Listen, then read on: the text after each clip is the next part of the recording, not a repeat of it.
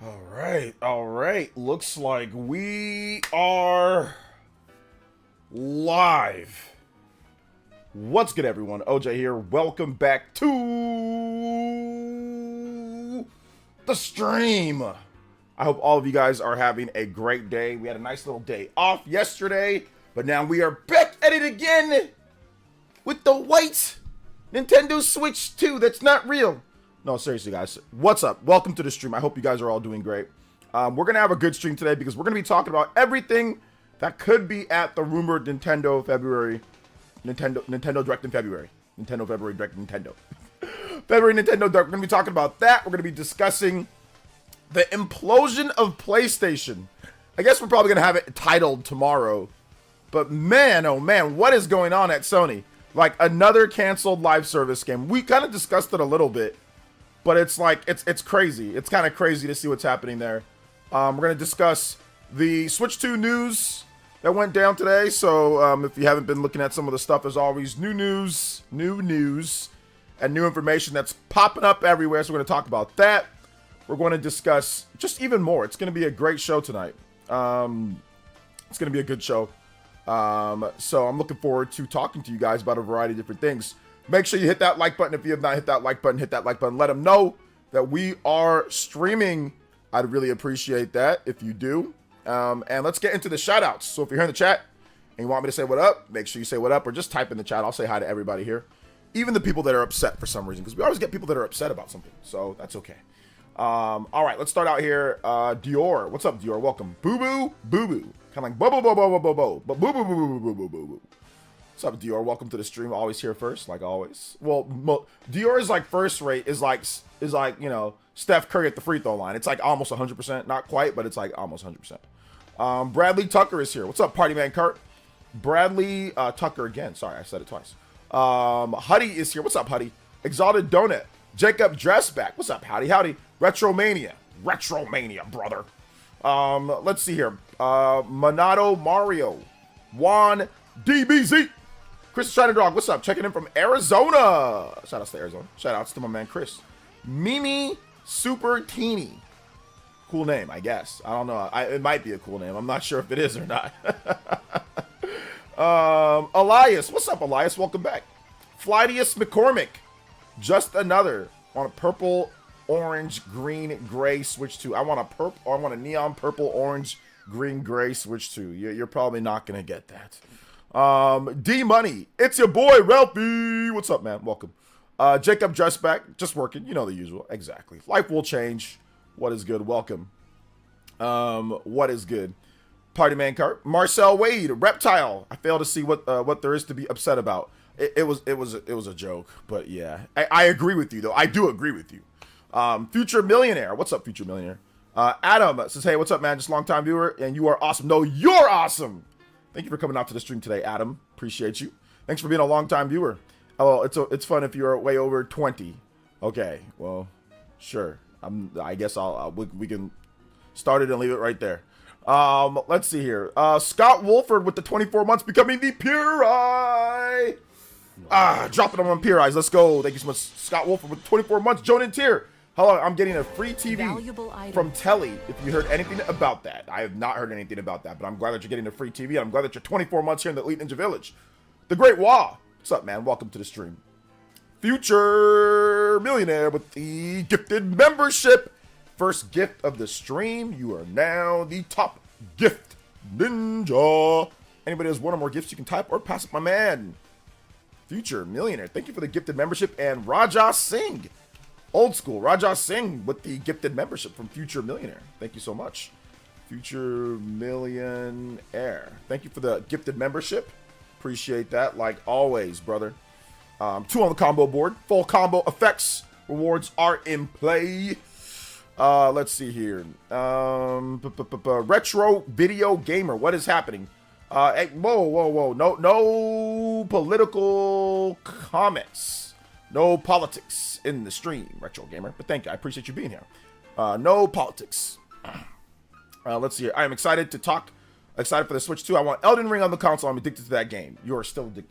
Everyone's addicted to that game. Well, I'm not, but you know what I mean. Yeah, Elden Ring seems likely.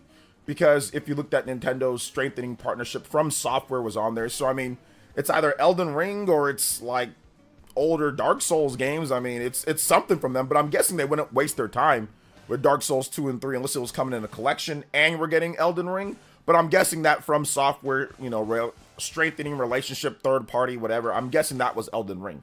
I don't see why they wouldn't put it on there. You know, I think it'd do pretty well, especially in Japan. I think it'd do well on the Switch too, and I think it'd be something that if you get it out somewhat early in the life, it could sell for the whole generation. Like if you do an Elden Ring Complete Edition, where you get Elden Ring plus you get Shadow of the Erdtree, you know, complete on cart, or you know, download code for Erdtree or whatever. I think that'd be pretty good. I don't know if they'd be able to do it complete on cart, but yeah, download code for Erdtree and a game there, that'd be dope. I think people would pick that up, you know. What's up, Egomaniac? Welcome to the stream. Sortable Shelf over there on Twitch. Appreciate the Twitch boys and girls. Let's go. What's up, CBH for God? What's up, Ava Cook? When the DK stream is? DK stream is this Saturday. This Saturday for the DK stream. I'll probably do a post for it tomorrow or the day after. So this Saturday for the DK stream. So stay tuned. Jeffrey Tucker, is OJ late? I think you're not up to date on your click the live button. Somebody tell Jeffrey to click the live, like the now live button or the little live button, and it'll catch him up. What's up, Clabby? Yeah, Saturday for the DK stream. No, nothing's changed. Saturday for the DK stream. We are going in on Saturday. Saturday for the DK stream. So probably gonna do like Saturday. I'm guessing it'd probably be like, I'm not sure, like an afternoon or morning-ish afternoon. I just gotta, you know, I gotta clear up some stuff with my wife in terms of when she's gonna be doing some things, and then we'll definitely get that. But Saturday is gonna be the day. It's gonna be Saturday for sure. Let's see here. Elden is probably gonna run at 5 frames per second, 360p on Switch 2. Don't buy the game on Switch 2. Crazy PC fanboy probably. I think we'll be okay, Monado. The game's on PS4. Let's see. I can't wait to buy Elden Ring for the 3rd time. I know, seriously. Epic Globster, what's good, man? Welcome. So yeah, so we are live. We are live right now. Charts says, I know DS hasn't made it to NSO, but out of curiosity, how would 3DS work on NSO? I'm not exactly sure. That's something that Nintendo would have to figure out. Let's see here. Did you check the set of rumors about Astral Chain? Don't know credible though. I didn't see any set of rumors about Astral Chain. Let me know. Elias, you are a mod, so you can link that. So if you want to link that to me, then I can maybe put it in a video tomorrow. We can talk about it right now, or talk about it today. We can do that. But I did not see anything about Astral Chain today. What's up? McClear Mountain. Dragon's Dogma 2 with DLC expansion for Switch 2 would be dope third-party title. I totally forgot that Dragon's Dogma is even like a thing. Like, I totally forgot about that game. So yeah, that'd be pretty cool. I wouldn't buy it, but that'd be pretty cool. Let's see here. Yo, OJ, any word on Bravely Default game? Yeah, it's the same stuff that we had before, Miles. So looks like there might be something this year. So we just have to wait for maybe Nintendo Directs. I think that we could get a Nintendo Direct where they announce a Bravely Default remaster. Or Bravely Default remake at this next upcoming Nintendo Direct. So that's a possibility. There was supposed to be something last year, but for some reason they got delayed, probably because Square Enix imploded. So that's what I'm guessing why there was no announcement of Bravely Default, but they've been teasing it since, they actually teased it in 2023, and then it was supposed to happen in 2024, and then it didn't happen in 2024, then they teased it for 2025. So, I mean, we're going on 2 years now of teasing, so we'll see if something happens this year. We'll see. All right, Reddit. Let me take a look. I have information about Astral Chain and Platinum, or Astral Chain 2 and Platinum games. This is a long post. Previously worked at Platinum Games. I can share some intrigue. Who is this person? Information goes to dates. I'm not providing any additional information. Okay, I'm gonna have to read through this myself, and I'll decipher all the information. Then I'll probably make a video on it later, Elias. So yeah, this is a little bit long. I gotta decipher, and I'll do some digging. I'll do some fact checking myself. I got potentially a source that can give me information about Platinum. So I will run it by them, and then we'll talk about it more. Let's see here. So I'll probably make a video on it. Let's see here. Let's get, hit that like button, guys. If you have not hit that like button, hit the like button. Liddy Games, 500 degrees. What's good? Well, fellow Nintendo fanboy creator, you should chill PC handheld instead. Joke, user comment on your video today, glazing the hell out of stuff like ROG Ally, ROG over the Switch, glazing the hell out of stuff like ROG. I mean, I'm glad that somebody's glazing the ROG Ally. Yeah, I mean, if nobody was glazing it, nobody would hear about it, right? So I'm glad that there are fans of the ROG Ally out there. It's like being a fan of like the PSP Go or like being a fan of the PS Vita or like the Wii U. You got to have your fans out there, you know? So, I mean, it's actually even worse than those, to be honest, but it's good. Tell them that I appreciate their comment. Charger with the $5 says, honestly thought Nintendo would have named the Switch 2 the Nintendo Swap. I knew Nintendo was not going to name it the Nintendo Swap. Why? That's a terrible name. So I knew they weren't going to name it that. That's definitely a terrible name for the system. So yeah, I knew it was going to be Nintendo Switch 2. That's why I stopped saying Nintendo Switch Super. I started like once the rumors started coming, then I kind of checked with some people. They were like, yeah, it's probably going to be Nintendo Switch 2. So I was like, all right. So I dropped the whole Nintendo Switch Super thing and all that. Like, I didn't think that could happen. So, yeah, it was either Nintendo Switch 2 or, like,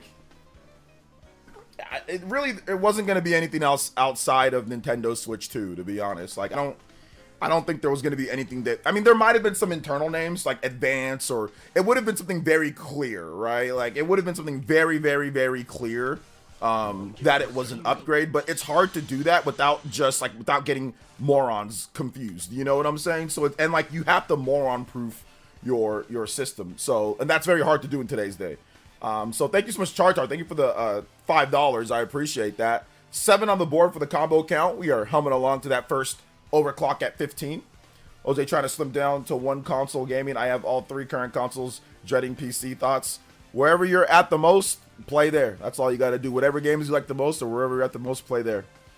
Dingo on my 40 with the 58 months. Thank you so much, Dingo on my 40. Appreciate that. Welcome to the 58-month club. Ayo. Let's go, man.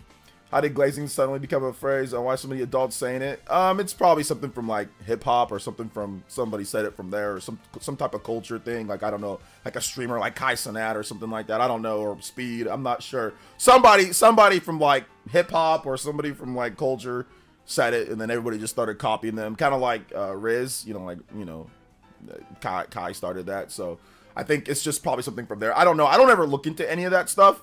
And I don't really say a lot of like stuff that like catches on. Like, I'm still back in the past with all of my lingo, so so yeah.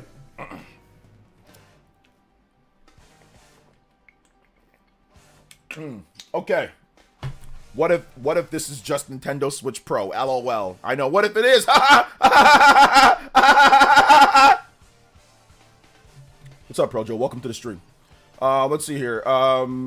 The Theoim, what's up, man? Welcome to the stream. Focus on me says, what up, OJ? What up, man? Welcome to the stream. How you doing today? Welcome. The Casual Noob, what's up, Casual Noob? Welcome to the stream, brother. How you doing today? Welcome. YouTube not giving you notifications? Oh my gosh, I'm sorry. Brian Jedi, what's up, man? Says, it's funny seeing slang become popular. Never heard of the phrase crash out until a few weeks ago. And I see it all the time. I'm old. I know. It took me a while to get onto the crashing out. Like, I use it a little bit, but very sparingly. So yeah, very sparingly. What's up, OJ? Remember, on a scale of 1 to 10, how reliable is PH Brazil? I don't know, man, how reliable on a scale of 1 to 10 PH Brazil is, dude. I don't know how reliable it is on a scale of 1 to 10. What if it is? Oh, well, what if it is? But it's not, because it's called Nintendo Switch 2. So, I mean, it's not. We can say, what if it is? What if it's not? Like, what if it's not? I mean, what we know is factually that it's not. So we got to go off of what we know is fact, and what we know is the fact that it's not. So that's it. That's that. Let's see here. Liddy says, I'll take Call of Duty on Switch 2 because 4 Rage 2 NFs. Okay, just cause 4. I don't know if Just Cause is coming over. I think that franchise is dead. Rage 2, I don't know if, once again, I don't think they're gonna bring that over. Need for Speed, I don't know if they're gonna bring that over. GTA 5 and 6, like all that stuff, none of that stuff is rumored out. None of that stuff is rumored or even said to come over. The only thing is Call of Duty. Call of Duty is coming, but Just Cause, no. Rage 2, no. Need for Speed, no. Grand Theft Auto 5 or 6, none of those are guaranteed. So if I were you, I would just watch my videos and you'll know what's coming. But none of that stuff is rumored to come, so don't expect any of that. I mean, if it does come, cool, that's great, but don't expect all those games, Don't expect all that, except for Call of Duty. You can expect Call of Duty, but don't expect anything outside of that, So yeah. It says Black Nintendo YouTuber automatic subscribe. Thank you for subscribing. Contrast, appreciate you. I said I think he's reliable as grub with good info, but also lots of misses. Well, there you go. I'm not sure. I don't put him on a scale of 1 to 10. You know, I don't really do that. I think Prime does. What does Prime got him at? What does Prime got him at? Pokemon Platinum. Pokemon Platinum. That'd be like a virtual console type release, right? Let's see here. Dude, you put GTA 6 in the recent thumbnail. I understand that, but that doesn't mean that it's 100% coming. And I didn't put it, and I did not say that those are coming in the, in the video. I didn't say those are 100% coming in the video. We just talked about third party and the CPU and the stuff like that. The thumbnail I got from the site that I sourced it from. I also watched Moist Critical, aka Charlie's Switch 2 video. He's also like Maximilian, where he thought Nintendo was gonna do wacky stuff. Okay. But unlike Max, Charlie and many have this Nintendo is stupid tone lol. Yeah. Somewhat nothing burger as usual. Yeah, I don't really go to Moist Critical for my Nintendo news. Shout outs to Moist Critical. I think he's obviously a good content creator. Clearly he's a good content creator, but yeah, I don't really go to guys like Maximilian and Moist Critical, guys that are specialists in certain fields for like reactions on Nintendo stuff, you know. Like I go to Max for like, oh, the newest fighting game. I go to Moist if I want to.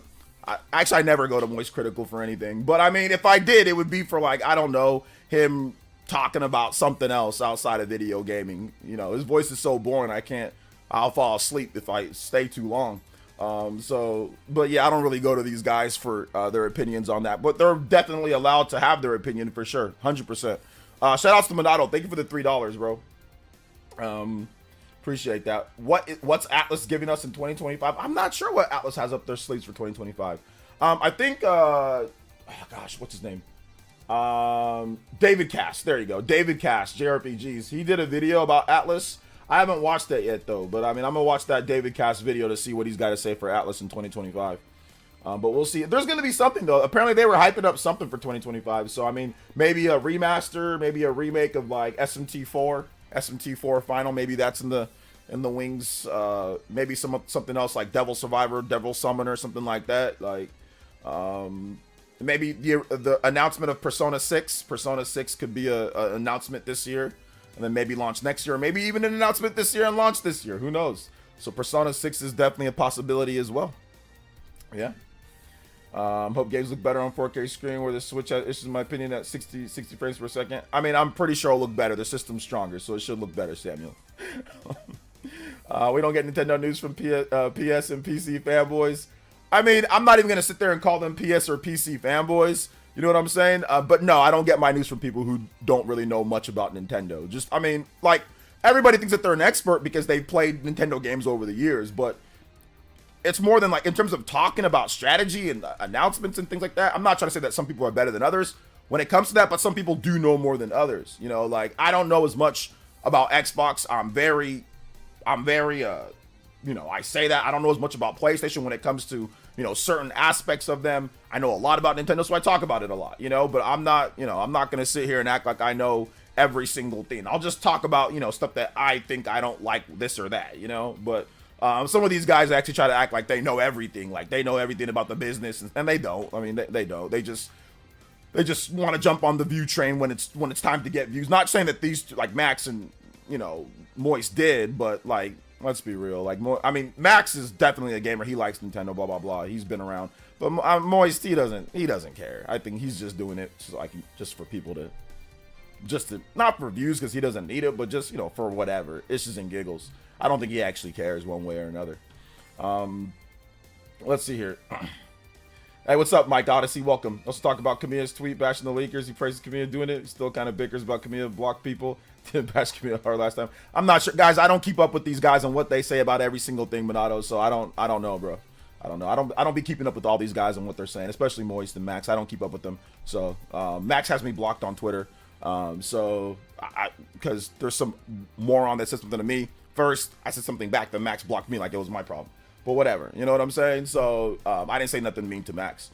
Yeah, I don't really be keeping up with these guys, man.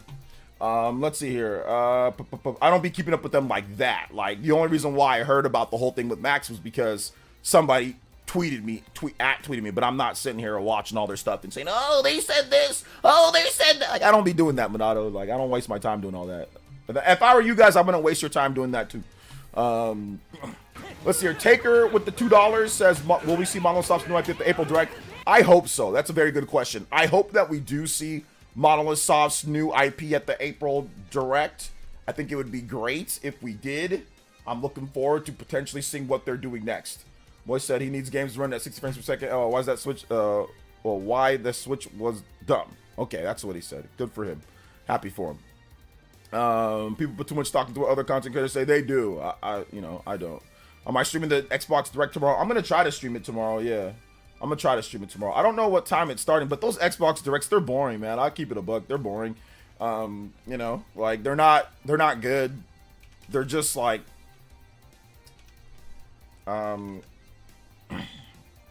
they're just like, I don't know, man. It's not that they're not good. They're just not, they have the Direct name, but then they're nowhere near as good as the Direct. Like, even if there's games that you like, they spend way too much time like talking about the games. Like, they spend way too much time, and it's like they're sitting there in their offices and showing. It's like that type of stuff. It's like, that's a YouTube video. Like, that's like that's not like a, oh, let's get excited and wait. Like, that's like a YouTube video that you just put up on the channel. Like, that ain't like a live stream to get excited about. And then you have the Direct in the name, like that. Like, it's just, I don't know, bro.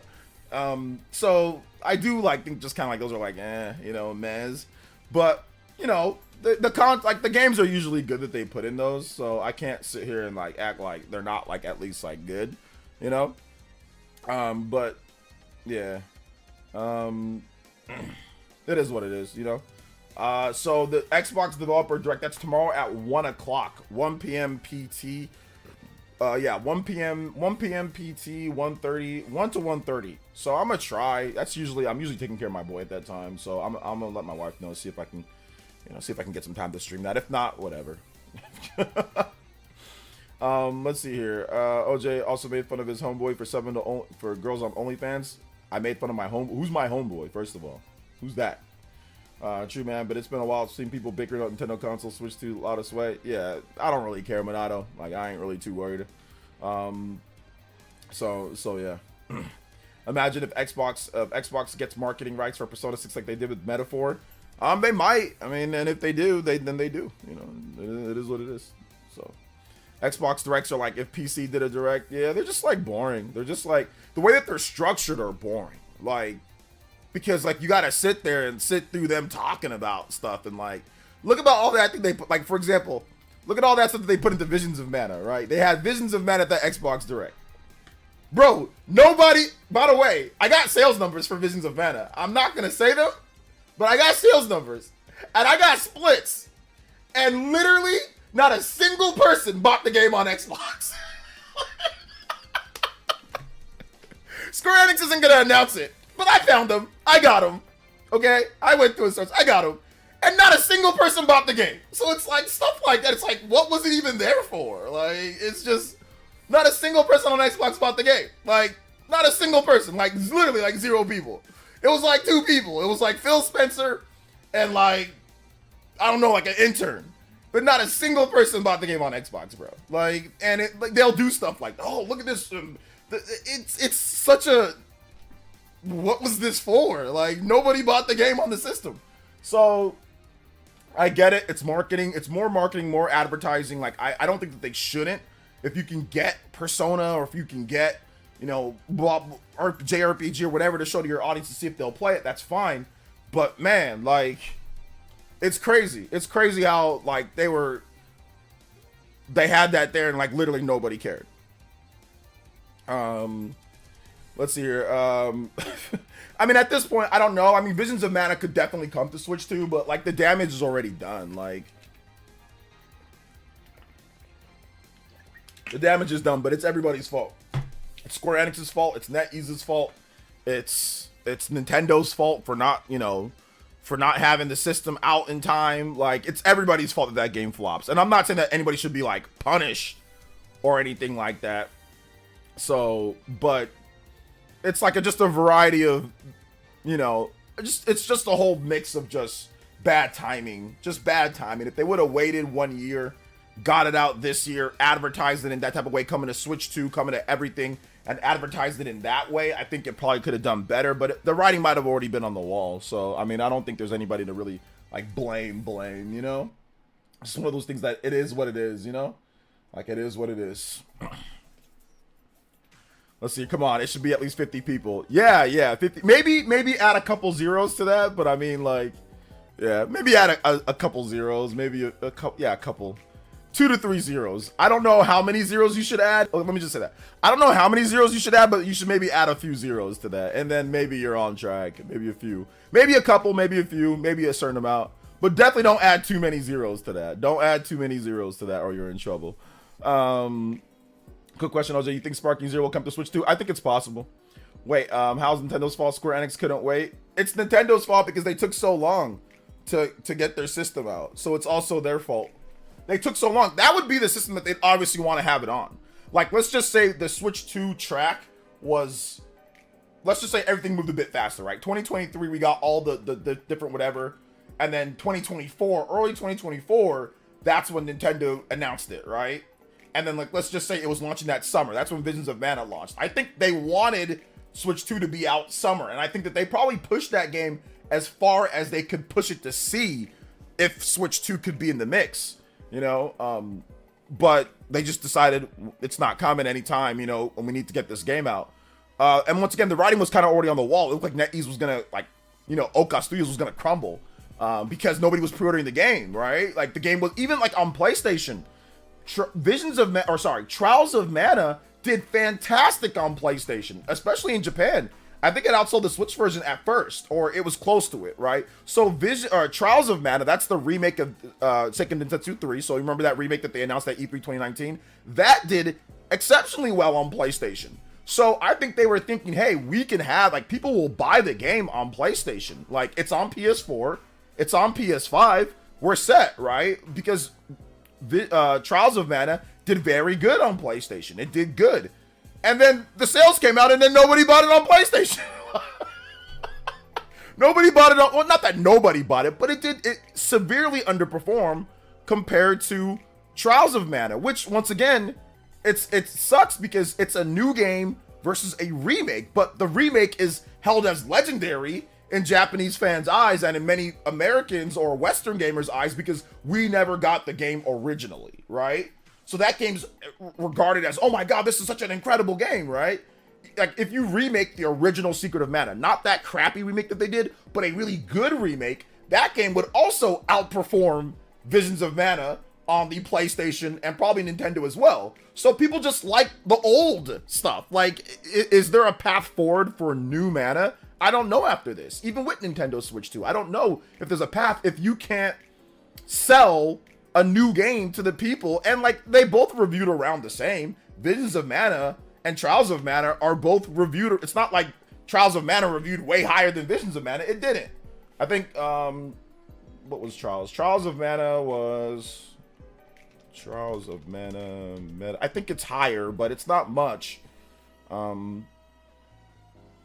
it's a 76. Yeah, Trials of Mana is a 76. Visions of Mana is a 75. Yeah, it's a... Visions of, yeah, 75 and so they reviewed the same, so it's not like, oh my god, this game reviewed so much higher, so people, you know, it's way better, at least just review wise, but people just saw the game as, oh, this is a legendary game. And the game did originally sell a ton on the Super Nintendo back in the day in Japan. Like, I had a huge launch, like hundreds of thousands of units. That was back when Mana was actually regarded like super high, you know? Obviously, there's been a bunch of new RPGs, Persona, all sorts of stuff that have came out since then, Xenoblade, that have passed up the Mana series in sales. But at that time, Mana was really, like, it was big. And the Super Nintendo, that was the biggest that Mana's ever been. And it was all downhill from the Super Nintendo.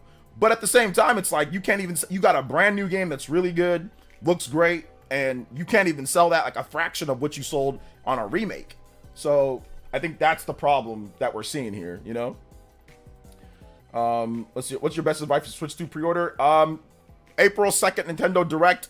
Take work off and be ready to pre-order right then and there. Be hooked on your PC. Let's see. It did not have a direct hype like Trials did. That's true. It didn't have the direct hype. You're right about that. It didn't. Trials of Mana got a huge boost, but once again, you know, they got a huge boost from the. You're right about that. I didn't mention that, but that is true. His Xbox fanboys on Twitter brought their JRPGs, so Visions of Mana is selling well. Yeah, it was definitely not. To be fair, NetEase decided to ask the team who I think made Visions of Mana before the game release. Yeah, that's because the pre-orders were trash. That's because the pre-orders were trash. They already saw the impending doom. Trust me, if the pre-orders were really good and that game was putting up crazy pre-order numbers and sales were like looking to be good, they wouldn't have done that to them. Or at least they wouldn't have completely shuttered them like they pretty much did at this point. I guarantee you, let's just say that it put up like the Super Nintendo numbers, or even if it put up pre-orders like Trials of Mana did. I don't know if that team gets shuttered like that, but the writing was on the wall. Nobody was pre-ordering the game. You can see the pre-orders in Japan. You can see the pre-orders there. Like, pre-orders are super important. I know people don't like sometimes pre-ordering games, but I'm telling you right now, developers, publishers, like, what's it called?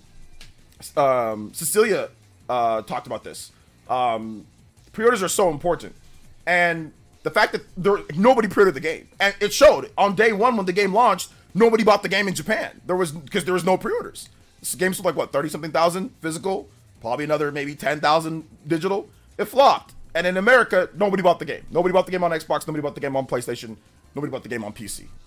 So the writing was already on the wall. But if the game had good pre-orders, like if it was trending towards a 1 million plus seller soon, like Trials of Mana did, then I don't think they would have shut them down like that. You know, I don't think it would have been that bad.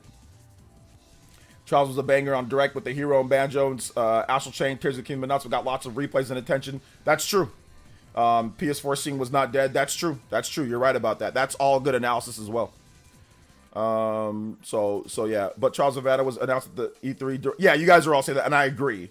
They needed. That's what I'm saying. They needed Nintendo, so it's also Nintendo's fault. I'm not saying that it's like Nintendo needs blame, but there is some blame that okay, I'm just saying, what was the reason why it did worse? Well, the reason why it did worse was because Nintendo didn't have a damn new system out for what they're trying to push with the graphics and all of that. Like, the game was clearly made for a little bit, you know, higher quality if you like go through the game. Now, could they have made a separate one? Maybe, but then it's probably going to look like, you know, Falcom's games or something like that, right? I mean, they probably have to do things a little bit differently because they don't have the guys like, you know, like that work out like Monolith Soft. They don't have Monolith Soft, or they don't have the Breath of the Wild team to really be able to take advantage of that hardware like that. So it's probably going to look something like, you know, Ease 10 Nordics. You know, they might not be able to make it as good as they want to make it, or look visually the way that they want to, because they don't have that type of talent there. So that's the problem. That's what you're dealing with, you know? A lot of issues. Is it possible that PS2 added for the NSO for Switch 2? PS2? Probably not, no. What's up, OJ? How you doing today? I'm doing good, man. How are you? I don't think pre-orders should be the measurement of how good a game will do. We also never had the situation before where a studio gets asked before the game's released. I'm pretty sure that there's been something like that where it's very close to it, but yeah, it's not very common. But you're saying, oh well, it's not fair. To be fair, like they shut down, you know, they were shut down before the game, so they didn't even get to sell. But the problem is that nobody was hyping the game. Like, you have no hype, you have no pre-orders. Like, that's the problem, Retromania. Like, I get it, you don't like it, but that's not the point of you, whether you like something or not. It's the fact. Nintendo is very confident about their games, or Microsoft and Sony, because they have certain pre-order numbers for like certain stuff, right? Whether it'd be Halo or it'd be you know, God of War or Spider-Man or whatever. You need those pre-orders to see, okay, how many cartridges are we going to print? How many games are we going to print? What's going to be the launch market budget? Things like that, right? When you don't have anybody pre-ordering your game, there's no money coming into this from that. You're not making any money. So you just spent 3-4 years making this game, right? You pay these people, you know, good money. They're getting paid. These developers are getting paid. Maybe you got 100 people on the team, or you got like 70-something people on the team. You're paying all them. It costs you millions of dollars, but now no money's coming in. So basically, that's a net negative. I don't think Visions of Mana made any money. So the problem is that the investment isn't there. You need to see some of that money, that guaranteed money. So they saw the writing on the wall. You ever heard the writing is on the wall? You already know something's gonna happen, and you're just waiting for that. Like, hey, let's just start making the plans now so we're not behind the 8 ball later. That's what happened with the game. Nobody was pre-ordering it. Nobody was gonna buy the game. There was no hype behind the game. There was no hype. Nobody was hyping the game. Nobody was talking about it. Nobody was talking. They put it in that developer direct. Not a single Xbox fan cared, you know? And I say that liberally. I don't say that as in like there's not zero Xbox sales. Like I don't think there was zero Xbox sales. I'm just saying like, well, I know that there wasn't zero Xbox sales because I know the sales numbers. But like it just wasn't good enough. It just wasn't good enough. So I can see why they started to try to like where they were cutting the studio. But it's not the studio's fault. It's not the studio's fault. If there's one person to blame, it's Nintendo. Like if there's one thing to blame, why something happened. I'm not blaming them for like their fault as in like get them like angry. But the reason why the game flopped is because they didn't have Nintendo Switch 2 to put the game on. Or there was no Nintendo version. And there was no directs that hyped it up. Like you guys said, it needed that hype cycle, and it didn't get that. That's what helped out, you know, Trials of Mana. That's what helped out Collection of Mana. You know, Collection of Mana did really well. Those two things helped out the Mana series was the Nintendo Directs and the hype cycle of Nintendo and the fact that there's history there, and it didn't have that this time, so therefore it flopped. That's it. DeAndre with the $2. We're one away from the first 15-minute extension. Let's go. Thank you so much, DeAndre. Thank you for the $2.08. It says, have you seen the video Sun Grand Studios did on Pokemon Scarlet and Violet? Big eye opener for me. Anyways, can we get ARMS title theme, please? I have not seen that video, but I have seen this video on Mario Kart, and I will watch that video maybe tonight, and maybe I'll make a video on it. And maybe I will make a video on that. Shout outs. Thank you so much, Mr. DeAndre. And let's get to this here. ARMS title theme. All right, ARMS title theme. Or main theme. I don't think Man is a masterpiece. Thought believer. What does that mean? Did better than Concord at least, right? Yes, it did better than Concord. I can confirm that it did better than Concord. Yes, I can. Let's see here. Usually in JRPGs get the most of the sales and launch pre-orders, so pre-orders measurements of game success. Yeah, you need those pre-orders. You cannot be a Japanese dev and skip the Switch or Nintendo Directs. Even back in 2019, it was stupid to skip. Hopefully publishers learn their lesson this time. You know that they're not going to 100%, but it's going to be better this time around. A chance God of War and Horizon come to Switch 2. There's no chance of either of those coming to Switch 2. So it's sad because I really like the game as someone who never played any other game. I was funny enough, my first Mana game, also crazy one. The game flopped immediately, gets you X'd. Well, yeah, like, what do you mean? I mean, like, yeah, did you not just understand my whole, I just told you that they just paid all those guys a lot of money and there's no money coming in. What are they going to do? You going to make a sequel to a game that flopped? What are you going to do? What are you going to have them do? Like, okay, like, of course they got axed. Like, it's a cutthroat business, man. It's like, think about it like a sports team. If you're a sports team and you suck, right? You're not making any money. Maybe you're an okay team, but if nobody's coming to the games and you're not winning any games and you're not selling any merchandise, the people that did all that are going to get axed, are going to get cut. It's not rocket science, guys. Yeah, that's what's going to happen because you're not making any money, dude. It's not. They don't make these games for you to have fun and sunshine and rainbows. I know that's the way that people like to look at stuff retro, but it's also a business, brother. There's got to be money coming in. Like, it's not just, oh well, I like the game. Well, it was my first Mana game. It's funny that they lost their job. No, fam. Like, I get it. That's not a good way. It's not a fun way to think about gaming. You want to think about gaming just about, having fun and playing, but like, we got to be real. We got to be adults and realistic here, retro. If you made a game for 3 or 4 years, and you didn't make any money off of it, what do you think's going to happen to the team? You think that they're just going to keep them and continue putting money into them? You're not going to make a sequel. Hell no. You didn't make any money in the first place. You just spent 4 years not making anything. So, like, what do you expect is going to happen? What do you expect? Like, what would be the scenario? What would be the solution? So John is crazy saying that God of War is coming to Switch 2. John didn't say God of War is coming to Switch 2. Concord is a hidden gem. It sure is hidden. It's a gone gem now because you can't play it. Looking forward to pre-orders. Pre-orders going up. Don't want to miss the day one launch. Massive. It's going to be a pretty big launch. Stan LG, but before you could have 5 games flopped and still at very least maybe one chance. Now 1 flop. Yeah, game development is way more expensive. This is before, and no, you couldn't always have 5 game flops before that. No, I don't know what developer you're thinking about, but I've never heard of a developer that has had 5 flops in a row and still been good. unless you can start naming me a bunch of developers that had 5 flops in a row and were just fine. What developer was that? I don't know what world you're living in, Retromania, but it's not a normal world. There is no developer that I can think of that has had 5 flops in a row and been okay. Nothing happened to them. No layoffs, no shuttered studio, no nothing. Tell me what developers are that? Can you see? I can see your comments, Mr. Davis. What's good? Welcome to the stream. But Concord came along. Elden Ring saved gaming in 2024. Saved it. What's up, Shax? What's up, Adam Carson? The only thing about Switch 2 is dying is to find out Nintendo we finally have anti-aliasing in their games. They'll probably still leave that out. They'll probably still leave that out. Hit on performance, is it not? So now that it's kind of a little surprised there wasn't a digital version. Digital version of what?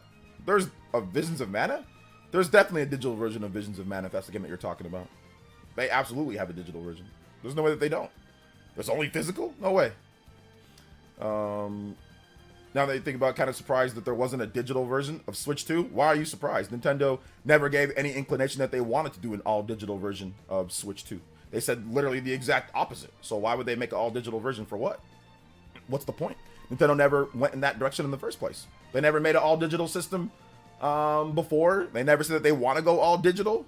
So I don't know why people were expecting an all-digital system. For what? Nintendo never hinted at that or never said that was going to be the way that they were going.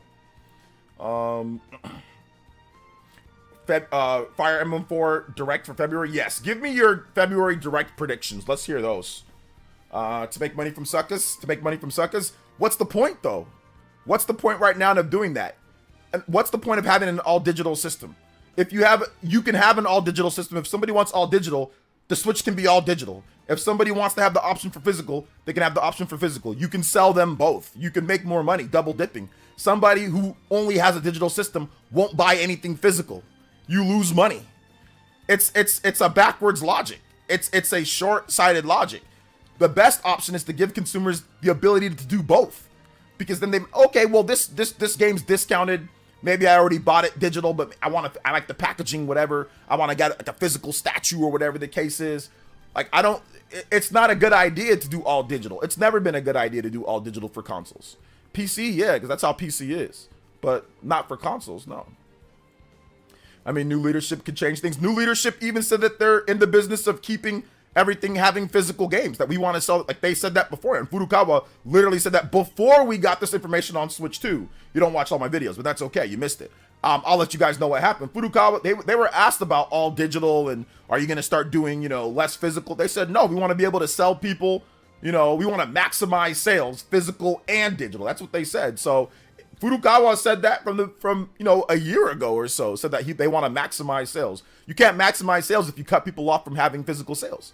If somebody wants to be all digital on their Switch 2, it can be an all digital system. They can literally never open that game card slot and it can be an all digital system.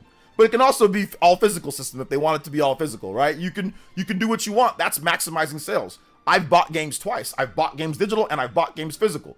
If you buy an all digital system, there's no point in even buying a physical game, because you're never going to be able to play it that way unless you just really want the box. But most all digital game players don't do that. What's the point? So Nintendo already, said that. They never put any inclination that they're going to go all digital. So yeah. So I'm not surprised at all. On top of that, it also makes it to where you could potentially have to do two. You got to make one without a game cart, one with the game cart. You go to the store, somebody doesn't want to buy the one that doesn't have the game cart, it's stupid. It's just better to have like everything can play physical games, so you don't got to worry about people not having access. When you do release a physical game, you don't got to worry about people not having access for like your big special edition or something that you want to sell. OG, do you think Deca Police is coming to Switch 2? Yes, it probably is, considering the game is 2026. Jose Furukawa lied to investors, I know, lied to him. I'm predicting Fire Emblem 4 for February Direct, but the final game being rumored is the Nice franchise. I wager F-Zero Golden Sun. These two have been the most requested from Switch era. Golden Sun would be good, and there was a rumor about Golden Sun before. I need to talk about that some more. That's a good prediction, Elias. Nintendo Super Switch was second best name after Switch 2. The price has to be about $400. I'm thinking about that too. And yeah, that'd probably like this or Nintendo Switch Advance. I mean, I don't know. Really, in today's day, you really can't name it anything other than 2. Unless you completely change the concept and call it Nintendo something else. But like, if it's a Switch, which it is, it's a Switch. It's a better Switch with more stuff. you gotta call it 2. You can't call it anything else because you've already made a Switch Lite. You've already made a Switch OLED. You gotta call it Switch 2. You have to. There's no other choice. The price difference wouldn't be that great anyways. The cartridge slot. Yeah, it's not even about the price difference, Lax. It's about making more money off of forcing people to buy digital so you have a bigger profit margin. But once again, like, you're limiting what they can buy, you know? Like, overall, you're limiting what they can. You're not maximizing yourself. So if somebody wants to go all digital, you don't have to force them and, like, you know, into by making an all digital system. Just let them buy digital, and then also give them the option to buy physical. But the systems that are doing this digital and physical, it's a way of manipulation. Not necessarily on a little bit on Xbox's part, but not because, well, it is now because they released the bigger systems like the Xbox Series X all digital. There's no point in having an Xbox Series X all digital. All they're trying to do is trick you into buying that. So now you have no option for used games and all that, and no option for physical games, and it cuts the middleman out so you buy directly from them. So that is definitely a manipulation. But the Xbox Series S isn't. It's all digital, but it's not because it's so much cheaper, and the hardware in there is not as powerful. So originally it wasn't, but now at this point, obviously it's manipulation with what they're doing. PlayStation 5 digital, and like that was the most blatant form of manipulation, was the PlayStation 5 digital and physical. Like literally, Sony owns the technology for the Blu-ray drive. They own the technology, and it's $100 cheaper. It is plainly written that is manipulation. That is a manipulation of a market that you already own, but you can still get people. Like, I get that, you know, and that's what they did, and that's fine. Nothing. I mean, it's their business. They can do whatever they want. I'm not saying that it's but it is definitely a manipulation of the market. Considering you own Blu-ray technology, it does not cost you $100. The difference between a Blu-ray drive being in the PS5 and not is not. There is no chance that it is a $100 difference. So that is a manipulation. That is a complete manipulation of the market, you know? And then they continue to do that, right? They have the PS5 Pro. They make you buy it separate. It's $80 separate. Like, that's just an insane tax up on a Blu-ray drive that, once again, you created that. That does not cost that much. But like I said, whatever. It's their business. You know, you gotta pay for all those canceled live service games somehow. I mean, you gotta make up for that somehow, and that's the way that they're making up for it, right? I think that's the way that they're making half of it. So, $10 to $20 to make, probably another $10 to $20 in distribution, no higher than $40, $50 should be that Blu-ray drive. But once again, it's their business. I get it, you know. Let's see. There was a leaker earlier about the price being $450. Yeah, I did see that. We gotta wait and see though. Right now, from what I understand, the internal prices have not been finalized yet. So I don't know where that guy got the price from, but so yeah. I saw Scott the Walls upload a video discussing if Switch is overrated or not on Scott's Stash channel. I bet years down the line there'll be a revisionist say Switch is overrated. I don't know if there'll ever be years down the line. Usually systems that sell as well as Switch never really get the moniker of overrated. Because people look back at the library of games, and if you look back at the library of games has so much different stuff. So it's hard to say that it's overrated. I think years down the line, it's going to be the exact opposite. People are going to actually appreciate the Switch more than they do sometimes, like with the whole frame rate situation and all that. So I think years down the line, people are going to be very appreciative of the Switch. I disagree. I think it's going to be the exact opposite. I think it's actually going to be like, oh man, I want to go back and play some of these old cartridge games on the Nintendo Switch, like play Astral Chain or play, you know, Mario Odyssey or play Breath of the Wild, the original, or play whatever, you know what I'm saying? Like all the games that came out, Xenoblade, Definitive Edition, whatever the case is. I think it's going to be very, very different. I disagree. Let's see here. Still hard off the top of my head to say Xbox One, sad. Just a One S drive removed. Yeah. What's up, Michael O'Brien? How you doing today? Charge up another $5. Yo, let's go. Get into the first overdrive. And he says, how much more would the Switch 2 be with the OLED screen? People say it'd be $599 system. I don't think it'd be $599. I'm thinking it'd probably be $450 to $500 with the OLED screen. I don't think it's gonna be $599. No, I'd probably say about $450 to $500 with the OLED screen. But I don't think it's gonna have it at first. At least maybe a Nintendo Switch 2 Pro or something will have it. Thank you so much, Charizard, with the $5. You are now once again extending your Hokage lead to $10. Anybody does 10 or more, you can beat out Chartard. And then 5 or more to beat him out on the Stream Ninja board. And we've got our first overclock 15-minute extension on the stream. Let's go. We got to play the animation, of course. You know we got to play the animation. Let's go. Overclock Buster! Yes, sir. Stream clock extended. Thank you for that support. Appreciate that, Mr. Chartard. Nate didn't leak the Planet Robot for Switch as well, February. Yes, Nate did leak that. Well, it's rumored, and he said that it's coming. So yeah. So 450 considered a lot. I mean, pretty sure it'd be 350 to 400 in UK based off the Switch around 300 8 years ago. Yeah, for people that'd be the most expensive Nintendo system of all time at in terms of American dollars at launch. Nintendo's most expensive before in the past was the Wii U at 350. And then also tying it would be the Nintendo Switch OLED at 350. So people are basing it off of, well, yeah, Nintendo's never had a system over 350. So if they 400 would be a lot for some people. That's the highest Nintendo's ever had a system. 450 to 500, that'd be a lot because Nintendo's never even came close to hitting those numbers. So yeah, I think it's gonna be $399, but we'll see. OJ, the 5090 is 5,000 Canadian. Should I buy it or wait for the 6090 PS6 release date 2027? I don't think I would spend 5,000 Canadian dollars on a PC graphics card, but that's just me. I don't like PC enough, but if you're a hardcore PC gamer and you want to see the hair on Aloy's chin, you know, when you play Horizon Forbidden West or whatever, or, you know, Zero Dawn Forbidden Dinosaur Robot, like, then I'd say buy it. But, you know, if you don't care about that, then don't worry about it. Don't worry, though. You donate the $5,000 to me, and I will act like a PC for you. Drop $5,000 on the channel here, and I will give you realistic graphics. I will up the frame rate and resolution as high as possible. Okay, as high as possible, Alex. It's a joke. You don't have to do that.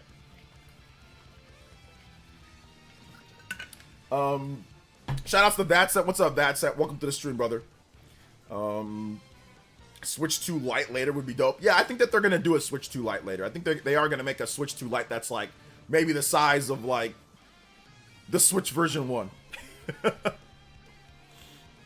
So yeah. Let's see here. We don't know about the tariffs yet and all of that. The tariffs have not been implemented or all that, so we just don't know when that's going to come or what's happening. So people are just saying that, but we got to wait till we actually get like the numbers, you know, or actually that stuff comes in. Nintendo, just want to see OJ's face fuzz. Listen, man. Listen, you can get it in premium quality. Premium quality. Take with a grain of salt, but there's information on Astro Chain 2 being made to switch to it, the gaming leaks. Yeah, I did see that. J2, we're going to probably have a video on it tomorrow morning. So I'm going to look into it. We're going to have a video on that tomorrow morning. I wanted to go through it, and I wanted to run it by somebody that I know that has information on Platinum. So yeah, we'll see.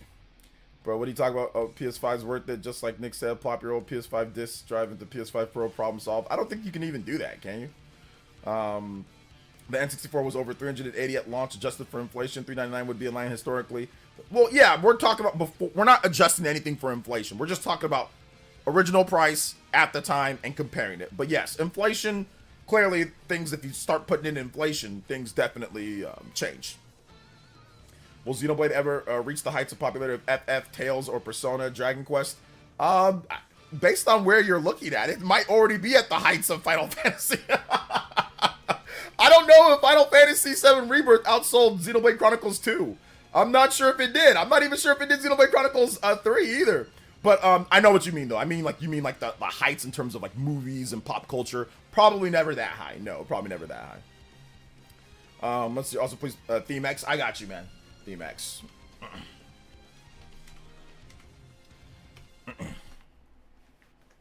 See, shoot, I'm dying. Better fell off pretty hard today. Got to get back up, man. It's all good, Vatsan. Keep grinding, baby. Playing Xenoblade Chronicles 2 just got Mithra. Nice. Let's go, sweet life. Xenoblade is already popularity of Tales in Japan of some sort. I mean, right now, you said the heights of Tales. I would say that they're about equal. I don't think that Tales is so much more popular than Xenoblade at this point. Like, I think it's pretty close. I know Tales, I think it's sold around 3 million. But I know, like, it's like maybe merchandise and stuff like that does a bit better. but it's really not like you're grouping a bunch of all the RPGs that you just asked about. They're all very different in popularity. Like the heights of Final Fantasy, Tales of. Final Fantasy and Tales of are very different in popularity. Popularity-wise, Final Fantasy is way more popular than the Tales series. And he said Persona. Persona is way more popular than the Tales series. Dragon Quest. Dragon Quest is way more popular than... I don't think it's way more popular than Persona, but it's like around. They're about around, if not, it's probably a bit higher in some circles, especially in Japan. Like, Tales of is like at the bottom of all of that. Like, Tales of is nowhere near as popular as Dragon Quest, Persona, or Final Fantasy. So you grouped in Tales, and Tales should be left off of that list. Final Fantasy is way more popular than Dragon Quest and Persona. It just is. Like, just who knows of Final Fantasy? Merchandise sales, all that. Final Fantasy is just more popular. If all of those franchises were up for sale, Final Fantasy would easily be, it would demand way more money. So it's not even just about like what a game sells. Like, I obviously made a joke about that, but in terms of value of franchise, you look at the Final Fantasy MMO, that's incredible. That makes a ton of money. But just overall, like I said, t-shirt sales, merch sales, plushies, like cafes, food, merchandise, all that stuff. Final Fantasy is worth way more than Persona, Tales of, and Dragon Quest. Like, just maybe Dragon Quest, maybe not.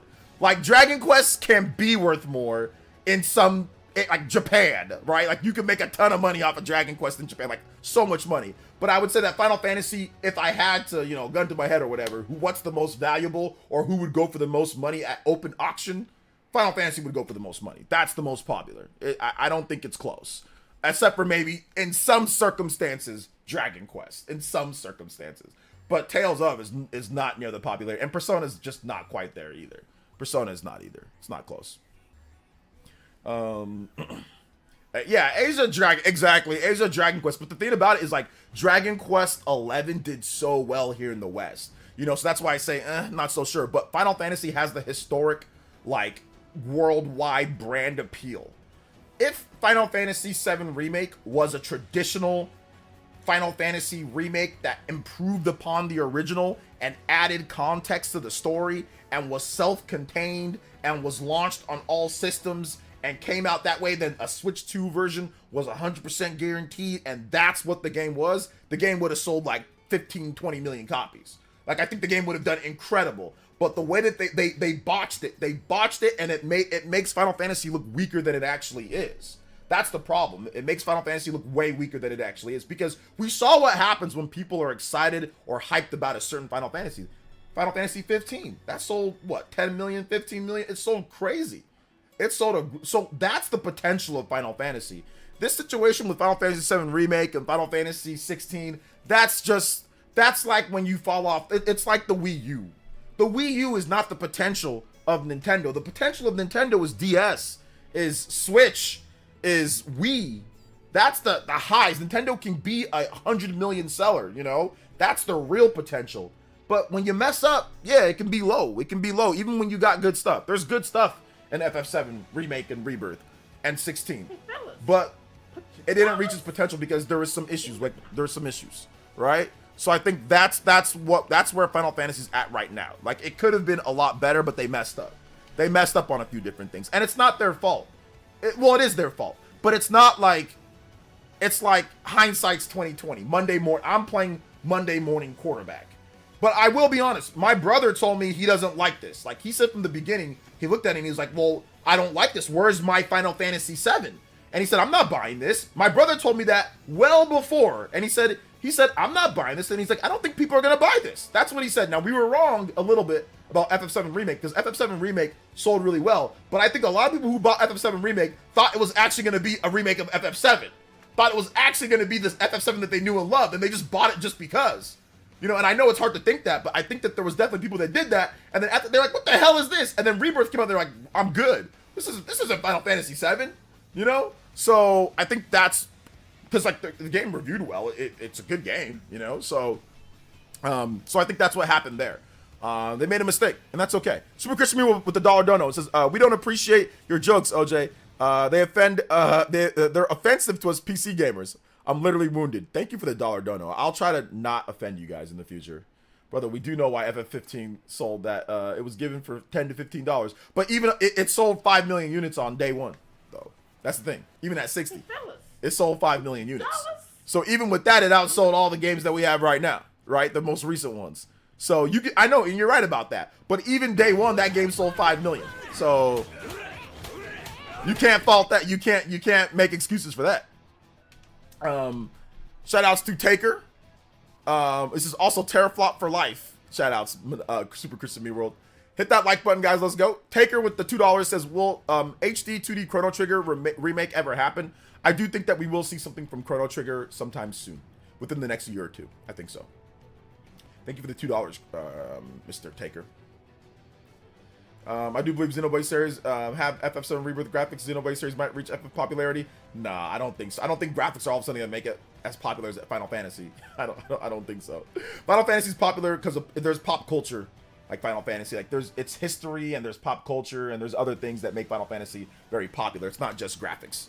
Because if that was the case, then how's FF7 Rebirth doing?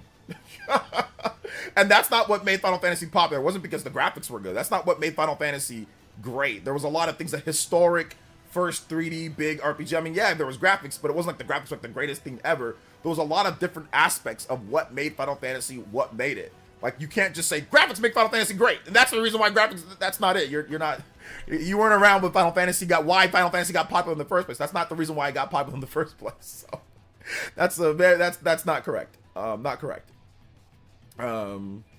See how many people were disappointed on the release though. People get burnt from FF right there. So you also have to write about FF7 remake. It was misleading. Yeah, I mean it was misleading, but then it wasn't, because Square Enix showed you the game. They showed you what the game was about. Some people felt that it was still misleading, but yeah. FF has 35 years of mainstream popularity. You can't make that overnight. Yeah, and I would say it's not even like mainstream popularity. At least 35 years of that, because back when FF first came out, it wasn't super popular here in the West. It did good. It did okay, but it wasn't until Final Fantasy VI, which was Final Fantasy III, that's when it became like, oh wow, this is really, really, really good for most people. Most people didn't even like play Final Fantasy like that. It was really popular in Japan. But it wasn't until Final Fantasy VI, so that's 1990, I think it was 93 or 94. Forgot exactly when that game came out. But that's when all my friends started knowing about Final Fantasy. Now, I had played Final Fantasy on the NES, and I was like, yo, this game's hard. I didn't know what the hell I was doing half the time. Bro, like, I had to ask my friends, like, what's going on? Most people didn't know what the game was. And then all of a sudden, fast forward to Final Fantasy III. I didn't play all the other ones in between, because Square Enix, like, released them and then did it. And then Final Fantasy III comes out, and that's when it blew up. Everybody's talking about it. The reviews were really good in Nintendo Power. And that's when it kind of like blew up to where it was like, okay, this is popular. And then Final Fantasy VII came out, and that's when it exploded to mainstream popularity. Like, it was already popular with Final Fantasy VI, but Final Fantasy VII came out, and it absolutely blew up. And that was a cultural thing. That was a technology and cultural thing. The PS1, first 3D, big graphics RPG, Square Enix, Final Fantasy, that was the cultural thing that blew it up its popularity, you know? We've already had HD graphics. There's nothing cultural about having better graphics. You know what I'm saying? Like, you can't be like, there's a new Xenoblade game that comes out, and the graphics are better. Oh my god, there's so much. The cultural, there's no impact culturally, because we're not going from 2D to 3D. You see what I'm saying? So there's no impact that way. Final Fantasy had an impact culturally, and that's what blew its popularity up. And then from there, it was all, you know, all down, I don't know, like up at higher and higher heights, right? But Final Fantasy blew up because of a variety of reasons. Like I said, cultural, like technology-wise, there's some things that you just can't do in today's modern day, because we're now on we've just basically been revising the same 3D gameplay now for 6th gen, 7th gen, 8th gen, 9th gen. Now I'm going to 5 gens now. Now with the Nintendo Switch 2. So it's been 5 gens of reiterating on 3D gaming, you know? So we've had open world games, we've had games with good graphics, we've had everything. So no, you can't really do that. So yeah. Let's see here. That's why I think Xenoblade deserve better. Most Nintendo users don't care about Xenoblade. Most don't, and only buy Pokemon. I don't think most people don't only buy Pokemon. That's if you want to use a game that most people only buy, I'd probably say Mario Kart. That's the game, because that sold like 70 million. Pokemon sold a lot though, but I don't think most people only buy Pokemon. No, I think that's just making up stuff. Let's see here. OJ, I never owned a Switch before. Game's gonna be 60 to 70 on Switch too. Yeah, they'll probably be that price. Probably 70 for brand new. We didn't think they were gonna mess with the story much, bro. That's very misleading. You could see that they're gonna mess with the story. It was obvious that they were gonna mess with the story from the final trailer and all that. But then again, not everybody watches that, so for some people it was misleading. FF7's graphics were innovative and powerful amongst all the other things, made the game historical mark of exactly. And it was just the time period, like from what we saw from like graphics on 2D games to 3D, like it was a very different atmosphere. Graphics aren't gonna be what makes Xenoblade everyone like, oh my god, it's the greatest thing ever. It's like Final Fantasy. I mean, this OMG guy, he doesn't know what I think he's young. He doesn't know what he's talking about, but that's okay. Let's see here. FF was a graphical wonder. They did help the popularity of the new generation on the PS2 especially. I don't think that it was specifically for that. The popularity of Final Fantasy when it comes to PS1 to PS2, it was like definitely about equal. Like Final Fantasy, it's not like the sales blew it away. So the popularity of Final Fantasy was pretty much, it peaked at Final Fantasy VII, and then it stayed about the same. And then PS2, it didn't really budge way higher or lower. It was just, oh, it's incredibly popular. Don't get me wrong, the graphics on the for the PS2 definitely was a system seller, and people were like, oh my god, this was awesome, this is amazing, this is so good. People definitely said that, but we weren't as surprised. Like, it did not have the same impact in terms of, oh my gosh, graphics that Final Fantasy VII did. Now, don't get me wrong, I was there. Trust me, I was there for both launches, and I was definitely surprised, but I was more, oh my gosh, with Final Fantasy VII than I was with Final Fantasy X. Don't get me wrong. I was like, oh my gosh, for Final Fantasy X, it was great. It looked so much better, and I liked it, but it wasn't quite the same. It wasn't quite the same, but it was still really good. Don't get me wrong, it was still really good. Let's see. I think Square should look back on what made them big. I know what made Final Fantasy good. What made Final Fantasy good was fantastic old school turn-based combat with innovations and peaks. Innovations and peaks is what made Final Fantasy great. With secret bosses, with nice cool characters, different party members, magic and materia. All of that is what made Final Fantasy great. I don't know what the hell they were doing with Final Fantasy 16. I don't know what they were thinking with that. They were trying something new, which is fine. They can try something new. But I think they need to get back to turn-based combat, get back to ATB, get back to innovating within that, and I think that Final Fantasy is going to be fine. I think they'll be fine if they do that. Let's see here. OJ, will Silent Hill 2 be on Switch 2 or Call of Duty? Call of Duty will be. I don't know about Silent Hill 2. I'm sorry for that. It was jaw-dropping graphically. It was definitely got more eyes on it. Oh, I agree.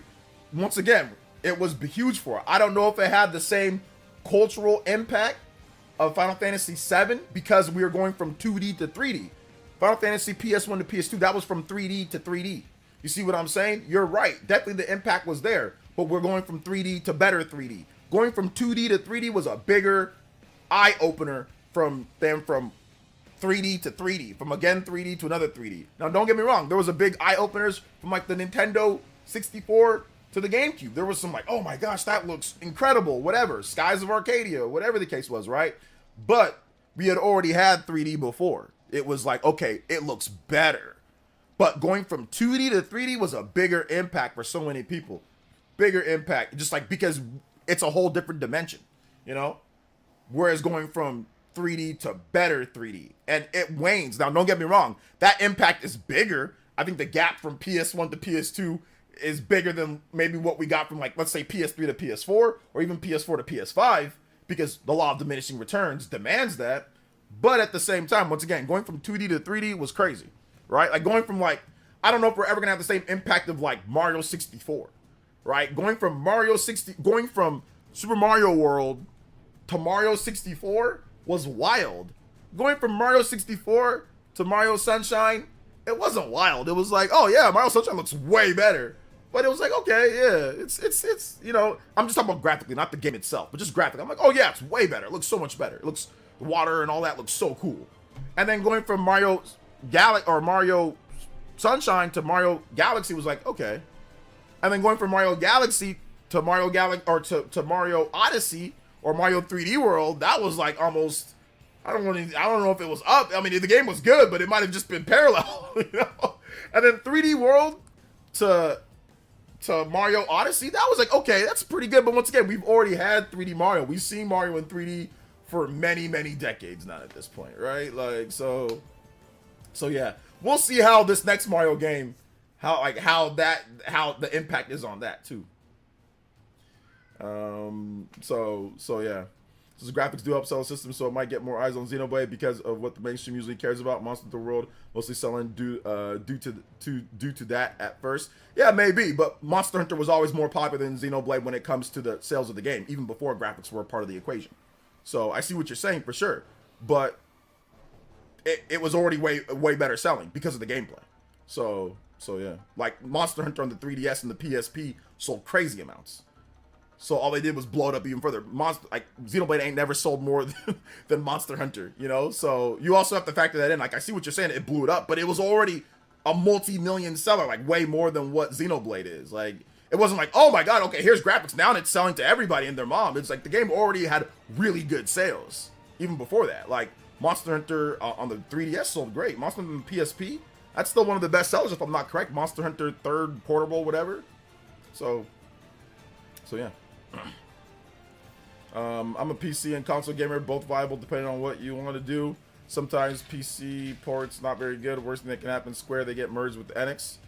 Worst thing that happened, I mean, that was a long time ago though, Samuel, so talk about a merger that happened that happened 25 years ago or something, or 20.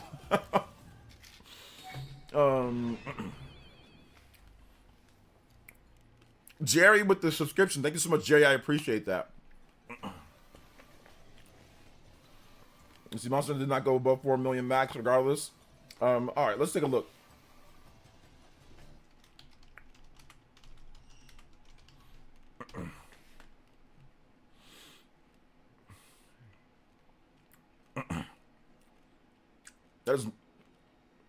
That is not true.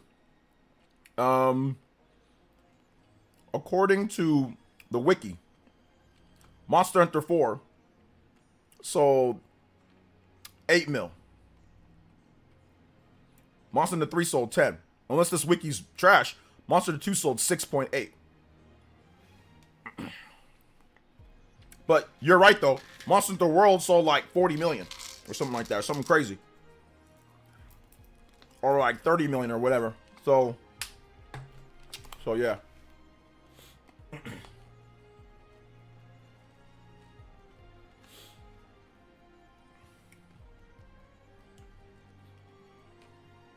Here's a boring question. What is the most unusual place you've ever played your Switch on the go? Me have to be the highest floor of Tokyo Skyfree. I'm not really sure. What's up, Lanceville Paul? Love the Monolith to Go medieval looking game they had in the artwork. Yeah, they're not gonna make that, guys. It was just some random artwork. It's probably gonna be another Xeno game. Xeno something else. They're counting the G releases, which is basically pigeons who bought the base game by another time because expansions weren't a thing. Yeah, but it still sold more though. It sold more than 4 million though. OJ, when is the February direct happening? Sometime in February. Butterfinger chocolate bar? Nah, I don't really like Butterfingers. No, I'm good. I agree. Remember the jump from 2D to 3 as a 30-year-old. However, I still think back 2D was better art style wise. They always had a place in the market even today. Maybe. It depends on the game. You know?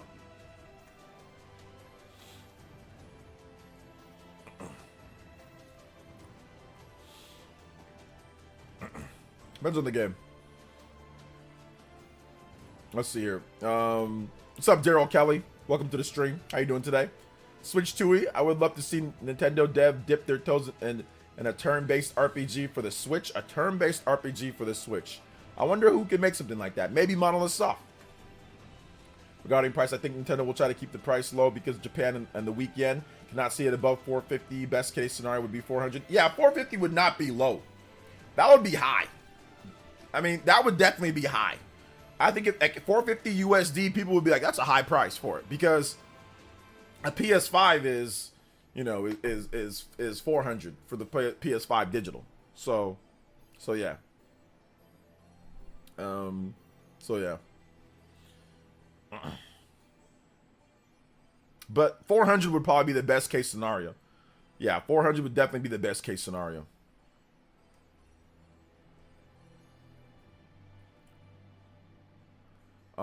Yeah, 3D looks incredible back in the PS1 era. Yeah, games look crusty in the PS1 era, for sure. For sure, games look super crusty. Hit that like button, though, guys. If you have not hit that like button, hit that like button. We've got a 15-minute extension. We're trying to get to 30 on the combo board. That'll get us to a 30-minute extension on tonight's stream. We're already rolling. Thank you guys for the questions. You guys have been incredible with the questions. Keep them coming. Or the comments or stuff that you want to talk about, like possible. Everything that could be at the Nintendo Direct. Let me know about your predictions with that as well. If I haven't answered your question, just ask and I'll answer it. I'll see it. My gut is telling me 450 minimum. I'm definitely thinking 400 minimum, but we'll see. That's it with the $20.67. Says shoot. Let's go. Shoot here is a dono. Yes, sir. Crazy that when a new system shows up, people get wet up with ideas of what should be ported.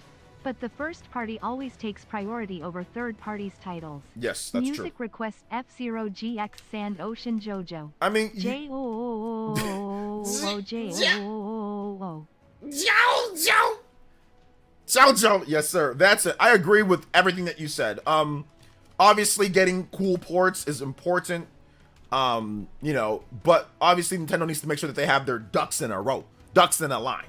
They got to have that first party support, man. Like, first party is so important. I think it's more important for a Nintendo system than it is for other systems. Like, it's not as important for other systems. But because of the quality of Nintendo's games and the fact that, you know, the history that Nintendo has with first party, it just makes it more important than third party. So they got to make sure that they have that ready, which, from my understanding, Nintendo will have plenty of first party games ready to go. So that April Direct should be incredible. Big love though. F-Zero GX Sand Ocean theme. Thank you so much for the $20. You're not the Hokage and Stream Ninja. Mr. Vadset, thank you for the $20. I appreciate that. Anybody does $20.67 more, you can type or pass up Vadset 43. And of course, the Overclock boys. Let's go. Thank you so much for the support, guys. Overclock Buster! Extension coming up on 2 more combos, 45-minute extension. Mr. Dawson with the 58 months says, random question since I saw the topic earlier today. How long do you think Nintendo will release games on both Switch 1 and Switch 2? Probably for like a year or so, but I don't think they're going to release a ton of games on Switch 1. I think that they're going to have a few more games on Switch 1, maybe for like a year, maybe if there's something else smaller, but they really aren't going to take a ton of time releasing games on Switch 1. I don't think so. I personally don't think so, but we'll see. But we will see. Have you seen the latest trailer for Phantom Blade Zero? The boss fights look nuts. I did not watch the trailer because I'm not really interested in that game. Once the game comes out and we see the reviews and all that, I'll watch it. But I mean, I've already seen the game, what they've shown, and it didn't really look like something that, like, oh my gosh, I gotta play it right away. So once the reviews come out, and I'll see like the different, like, you know, overview trailers and the review roundups, and then I'll see if I want to buy the game or not. But yeah, I mean, I've seen it already, and I'm like, okay, it looks okay, but I need to wait and see how it plays, like how, like, what people think about the gameplay. Or if there's like a demo or something like that. Let's see here. Nintendo has a lot of incredible first party. You heard it here, guys. Joke Nintendo will have a good launch lineup. I mean, they might only have one game. They might only have Mario Kart, but that's one is good enough. We need a good release cadence. I think that's more important than like launch lineup. Release cadence is more important than launch lineup. Launch lineup is definitely important, but release cadence is more important. Like, do you regularly have games coming out? Like, if you blow everything in the first month, what else is coming out after that, right? So you need to have a good release cadence. That is very important. Super Christian Miro with the $1 dono says, OJ, your thoughts on state of PlayStation 5 coming up on the 5th year without enough first-party support? Also, live service cancellations. Yeah, I think it sucks, and they're mismanaged, and I think that it was Jim Ryan, so they got rid of him. But also the fact that Herman Holst thought that Concord was going to be incredible. Clearly, this guy doesn't know what the hell he's talking about. He's been sniffing too much Aloy robot juice. He's been drinking too much Aloy robot juice to think that Concord was, like, the game never looked, like, gameplay-wise, it looked awesome. But if I was Herman Holst, I would have looked at the game and said, these designs are trash. Like, change these designs. Gameplay was tight. Gameplay was good, but the designs and the focus of the game were bad. Like, So Herman Hulst does not understand completely what makes a game good for players to play, because he had no problem with Concord. If that was me, I would have changed. I would have said this: stop doing all these expensive cutscenes that release over the course of time. Make an actual single player campaign. Get rid of all that crap. Stop spending money and time on that, and make a single player campaign.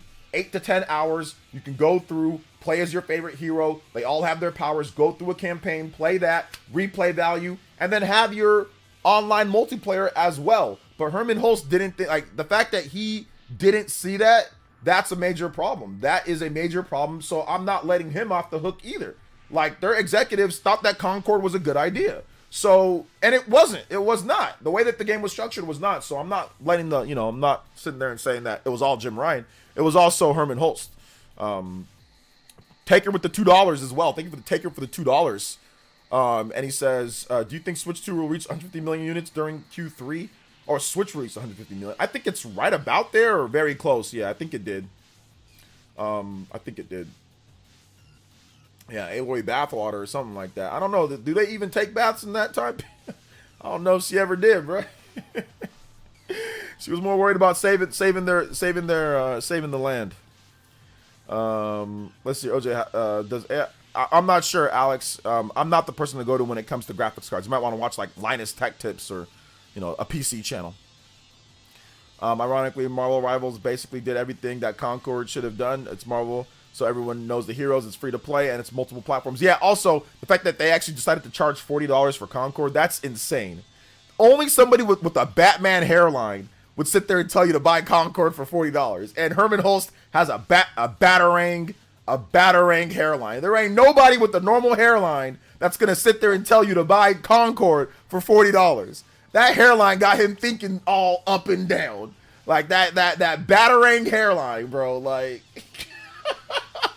only someone with a Batarang hairline would tell you to buy Concord for $40. Like, that's insane. With the fact that Overwatch and the fact that there's so many free-to-play games, Fortnite and all this, like, why the hell would anybody buy Concord with these crusty, weirdo, bizarro designs with no single-player campaign, always online, new IP? Why the hell would it, like, that makes no sense.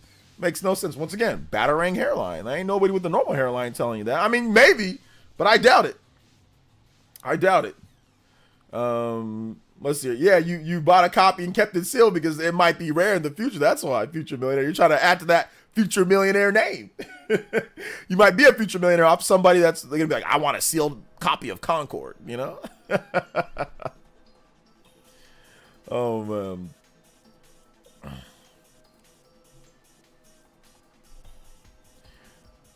So it's all good. I forgot Concord even existed. Don't worry, somebody will remind you every 3 seconds on Twitter or Twitch or right here. So yeah, Sony's starting to seem like they're forgetting what their customers want. I mean, I think that's the negatives. That's the negative sign of like when people realize when a company needs to fund all of their graphics, and you're figuring out ways to fund your graphics. And you didn't fund the graphics the right way. That's what happened with Sony. It was like, we need to find a way to fund all these big graphics games. Live service. We'll do that. And then but they didn't have a solid plan on actually how to sell the live service games.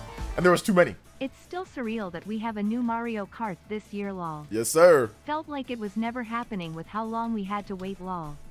I'm sorry in advance if I talk about it a million times despite it being a teaser. Mario Kart 8 theme, please. Mario Kart. Yeah, Party Man. I know Party Man is gonna be. Party Man is going to be the #1 player in the world in Mario Kart, the new Mario Kart game. He's gonna be the #1 player in the world in the new Mario Kart game. It's gonna be wild, dude. It's gonna be so wild. Shout outs to Party Man. Thank you for the $5. We are now over that 45 threshold. We are getting very close to the hour-long extension. Thank you guys so much. I do appreciate that. Thank you for that. Getting close to that 69 combos away. Let's go. Big love to Party Man. Thank you for the $5 dono. Excuse me. Do you think the next 3D Mario platform will be called Odyssey 2? No.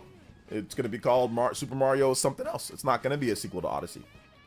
I don't think they're going to wait 10 years to make a sequel to Odyssey. Nintendo has the IP to make a good live service work. Nintendo already, like, there should be no real live service shouldn't be a real thing, in my opinion.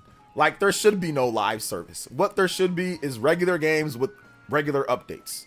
That's what it should be.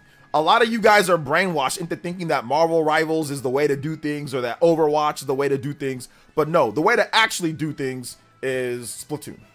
That's the way to actually do things. You have a regular game that comes out physical and it comes out digital. You have online multiplayer that's supported for however long they want to support the game. And then you also have offline play with single player or LAN or whatever else that you want to do. That is the real, and live service. Oh, look at these Splatfest events. That is a real one. This BS of always online, all digital, all this it's nonsense. It's complete nonsense. There shouldn't be that, but it's easier to do it that way. We don't got to make a single player. We don't got to make physical games. We don't got to do all this, and then we can just sit there and blast you guys with microtransactions. You know, that's what live service is, but it shouldn't be that. It should be regular games that have live service elements to them. Like Splatfest are live service elements. Hey, you can go in there, you can get different rewards, and there's a Splatnet. You can get different items, and there's certain stuff that's available at certain times, like Grizzco or whatever, like the Salmon Run. That's real live service. This live service stuff, like, it's a joke. Do I think there'll be Joy-Con drift? Watch my videos. There's Hall effects in the new Joy-Cons. Watch my videos nightly. Hit the subscribe button and watch. We've covered that already. So no. Let's see. Capcom's Monster Hunter model is my favorite. Oh yeah, Monster Hunter. Exactly. Monster Hunter is it's a regular game. There's a single player campaign. You can play it by yourself. And then you can also go online and there's new stuff and they support it for however long. That's a real live service. That's what it's supposed to be like an actual normal game. Like, it's not supposed to be this always digital, like, that stuff's just trash. Valuable items. Aries EMS with the 5 gifted memberships. Thank you so much for the 5 gifted memberships. I appreciate that. Let's go. Big love. 5 gifted to 61 on the board. Holy moly donut shop.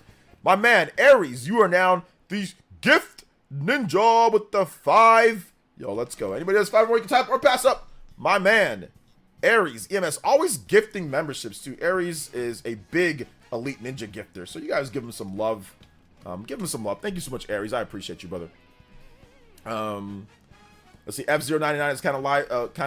Is live service kind of his subscription to play it. Yeah, I agree. I think that F0 is kind of a live service thingy as well. But I think it's done well. Obviously, it's done well. But it's not like, it's like a smaller game though. It's not like it's like a massive game. Shout outs to Rax Yamoto, Scott Wade, Dakota, Shamsi, and Organic Taste all got gifted memberships. Let's go. Thank you so much, Aries. Thank you for supporting the stream, brother. I appreciate you. Thing about live services that their frequent updates keep the community engaged. You could have done that with the single player campaign too. That's all the stuff that people talk about. Oh my gosh, they did this. It's like literally you can do the same thing. Like Splatoon audience is also engaged with updates too. They update Splatoon as well. And it has a single player campaign. And it has a physical copy. And it's not always online. Like, everything that's a positive about live service, they literally trick you guys into thinking that you're getting more when you're actually getting less. What you should be getting is an actual single player campaign, is offline play, is option for a physical copy, and all that other stuff that they're doing. But they've cut out all that other stuff and then dangled a carrot in front of you, and now you think, oh, I'm getting so much. No. But hey, it's free to play, right? So you don't gotta pay for it. So that's a good thing. It's free to play. You could just download it and start playing. So that's good. That's why that's the justification for not offering all the other stuff. It's because it's free to play. You don't need it. You know? You don't need it. Man, I would love for Marvel Rivals to have imagine Marvel Rivals with a cool single player campaign where they actually build out levels and they actually build out stuff for you to play. I would pay $60 for that, and then I could hop into multiplayer when I'm done. Imagine that, or 40 or $50. A cool, nice little 7-8 hour campaign, Marvel Rivals. That would have been great, where you could pick different heroes and go through like a multiverse of stuff and fight, and then after you're done with that, head into the single player. The funniest thing is that's what I thought Overwatch was. I saw all the promotions and stuff for Overwatch, and this was back in 2016, so I wasn't full-time on Player Essence yet. I was just doing it, part-time, and I was still working other jobs. And it was so funny. I didn't research Overwatch. I saw all the cool characters. I saw Tracer on the cover. I saw her zipping around all over the place. I saw like the little the cutscenes that they showed. I was like, oh yeah, it's a multiplayer and it's single player and it's great. And I'm like, oh, there's a physical copy. I'm gonna go buy it and I'm gonna enjoy this. So I'm looking for the single player campaign, and I'm like, where is the single player? So I'm just sitting there. I'm going online and I'm typing, hey guys, I just bought Overwatch. Like, where is like the single player? Like, I just want to put the single player, then hop into the multiplayer. And people just started making fun of me. People just started laughing, and I'm like, dude, there's no single player. Like, there's no actual single player in Overwatch 1. And I felt so stupid. I felt so dumb. So yeah. I mean, what they tried to do with the Avengers game. The Avengers game wasn't good, though. The game wasn't good. And it was trash. The single player was garbage. It was not a real single player. It was a microtransactioned out single player, hoof-winked, hornswoggled, Jimmy Jack, I don't know, whatever, malarkeyed, smorgasborded into a single player. It was not a real Splatoon single player. There's all sorts of microtransactions and nonsense and garbage. It was not separate. When you're playing Splatoon in single player, it feels different from playing multiplayer. The Marvel Avengers, dude, that game just sucks. The single player, whatever, it was just bad. It's just bad. And I played it. I tried it. It was just bad.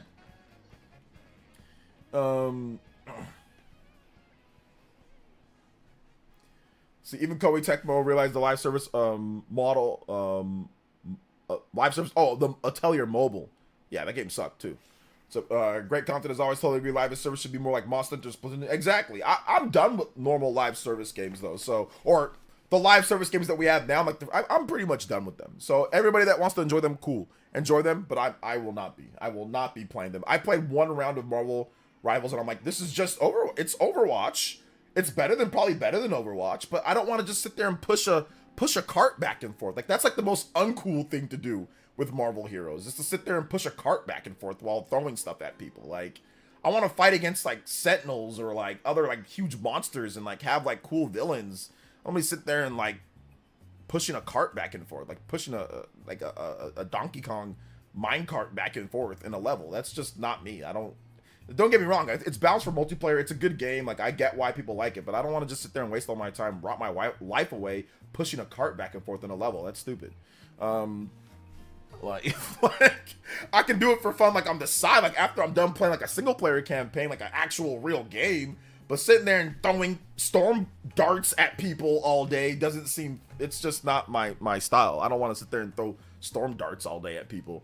And then complain about people being bad healers. Like, I just don't want to play, and I don't trust anybody.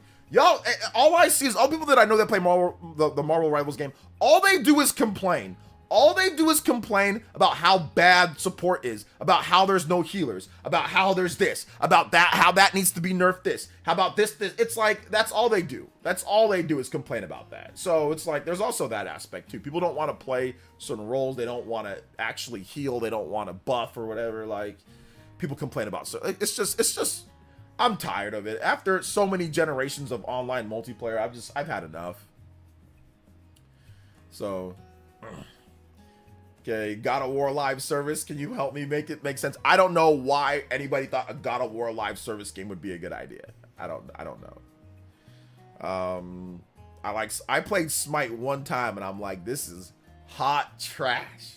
I know it's a good game, but I saw Shofu playing Smite, so I was like, all right, I'll try out Smite. Bro, I smited that ish off of my PC as fast as possible. I will never, ever, ever play something named Smite ever again or anything like it.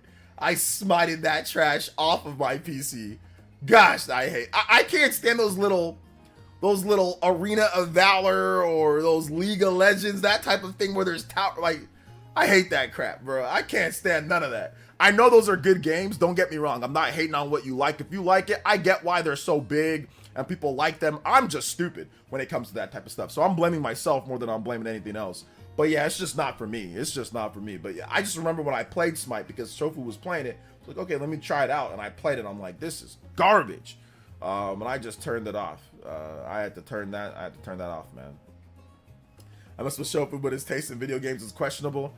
I don't know. I mean, I know he's a Pokemon guy, and I know he plays other stuff, but I mean, I don't really follow what he plays video games wise. I just saw him play that one time, so I thought I'd give it a try. But yeah, maybe it is questionable.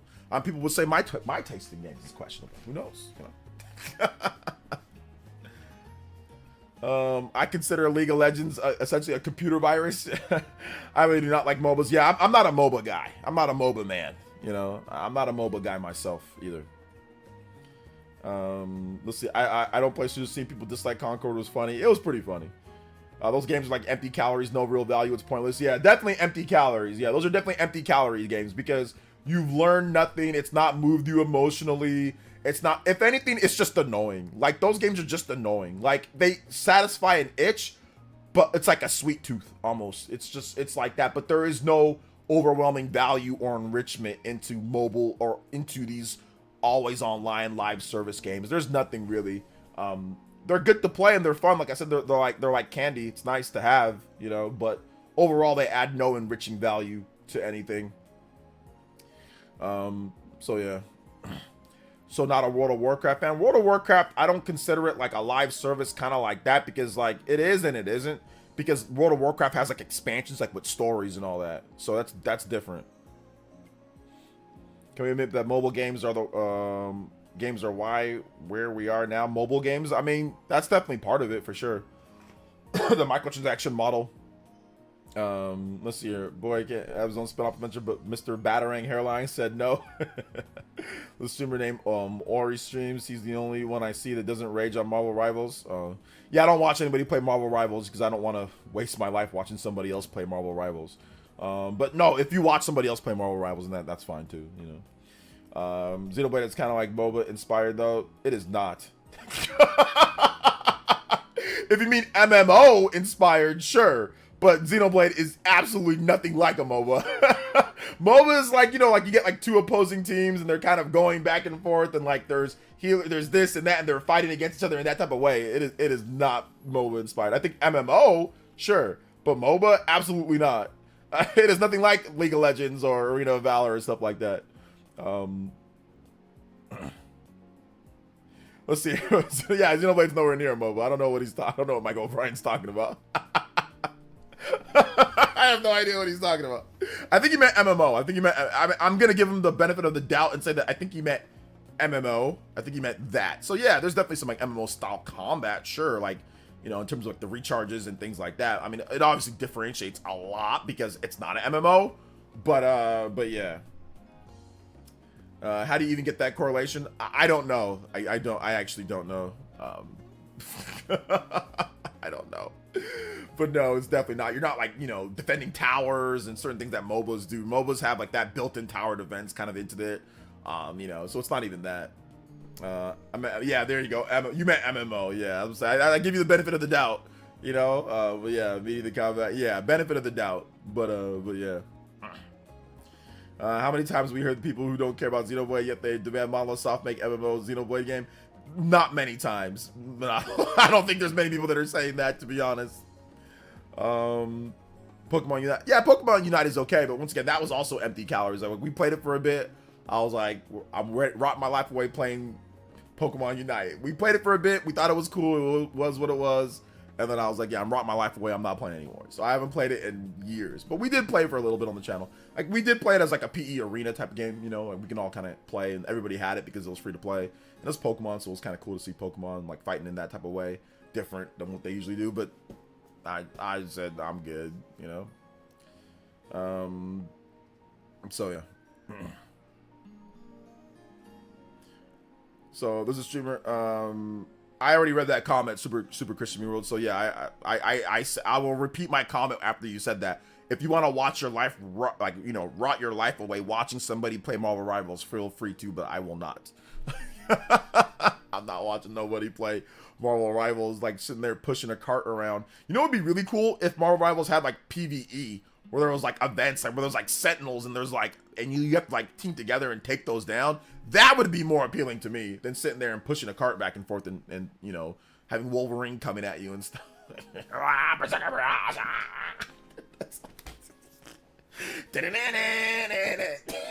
you like this. I watch somebody come Wolverine rushing, just flying up with Storm and just throwing darts, cracking Wolverine in the top of the head with darts. It was so funny. I just saw a clip on Twitter. I just saw somebody rushing in with Wolverine, bro. I said I ain't watching this. I said I ain't watching this game no more, bro. I ain't watching this. What am I watching, bro? What am I watching?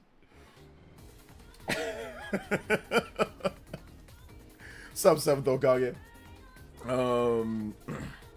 See, I think Spawnway once said it'd be cool if Microsoft made a Xenoblade MMO. I could be wrong though. I mean, nobody cares, man. He don't really care about no damn Xenoblade MMO. He just said it because it's like the gameplay could be like similar to some MMOs, so it's like that's the next step. I don't think anybody actually cares. What's up, Mega Man? Say Wolverine.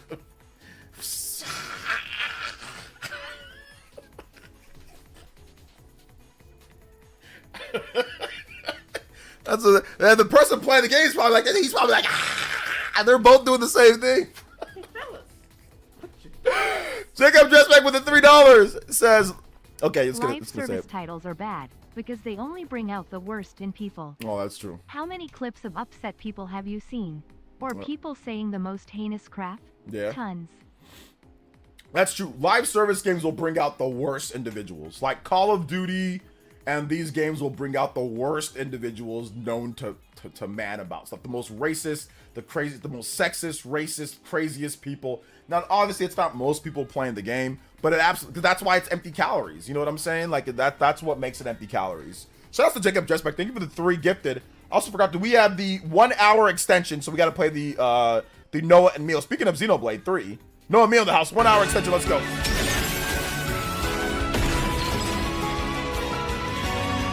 Bro, man, listen, I've raged at games before. I have also raged at games. There was a time that I played Party Man in Smash. I saw that Sony was really chasing that live service pie. Lol. There was a time that I played Party Man in Smash, and I swear I've never raged harder in a game. But you guys didn't see it. Whenever I played him like live, if we were live and we were playing, I never really raged. Like, you know, even if I've lost. But there was a time when I was playing Party Man before a tournament, and I raged so hard in Smash Brothers. And not because, it was because it's just like a little bit of the input delay, a little bit of the lag, like nothing that Party Man's connection. It's just that way Smash Brothers is. And I got so angry, and I was like, ah! It was at my old place. It wasn't at this place and I was like, ah! And I took my controller, and I freaking threw the controller off of my couch, and it was so funny. It hit like where the seat is. It hit like the top of the seat, bounced off of the backrest, bounced off of that, flipped, and landed right back in my hand. It went did like Samus like flips and landed right back in my hand, and I was just like, and I was like, okay. And then I went back and played and proceeded to get, I think I got maybe 1 or 2 wins, but he beat me like 20 times, and I was so angry. I was so freaking angry. Oh, that was probably the most that I've ever raged in Smash Brothers. That was the most that I ever raged. And I don't even know why. I just did. It was a number of years ago. So yeah, it was just I don't know why.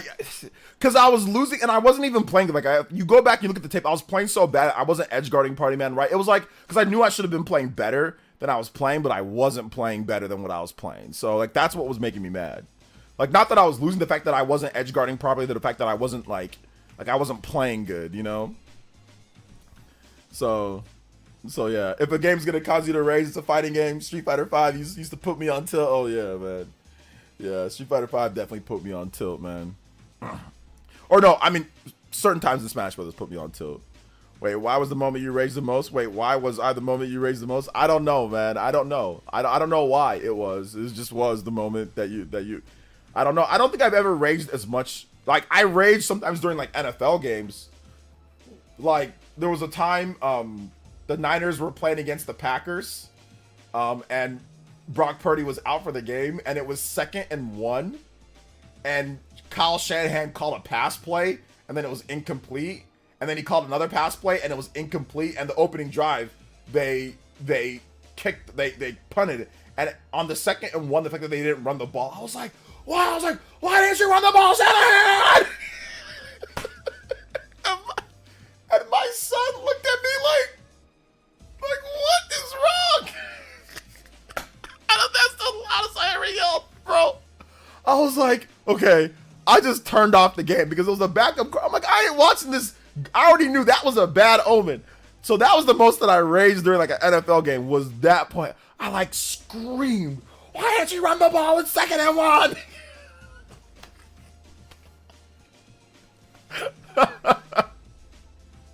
Yeah, my son looked at me. He was like, yo, man, you good? And I was like, all right, hold up. So I just turned off the game because I was taking care of him the whole day. So I was like, I don't want to be sitting here yelling and be upset and all that. And like, my son's around. So I just turned it off.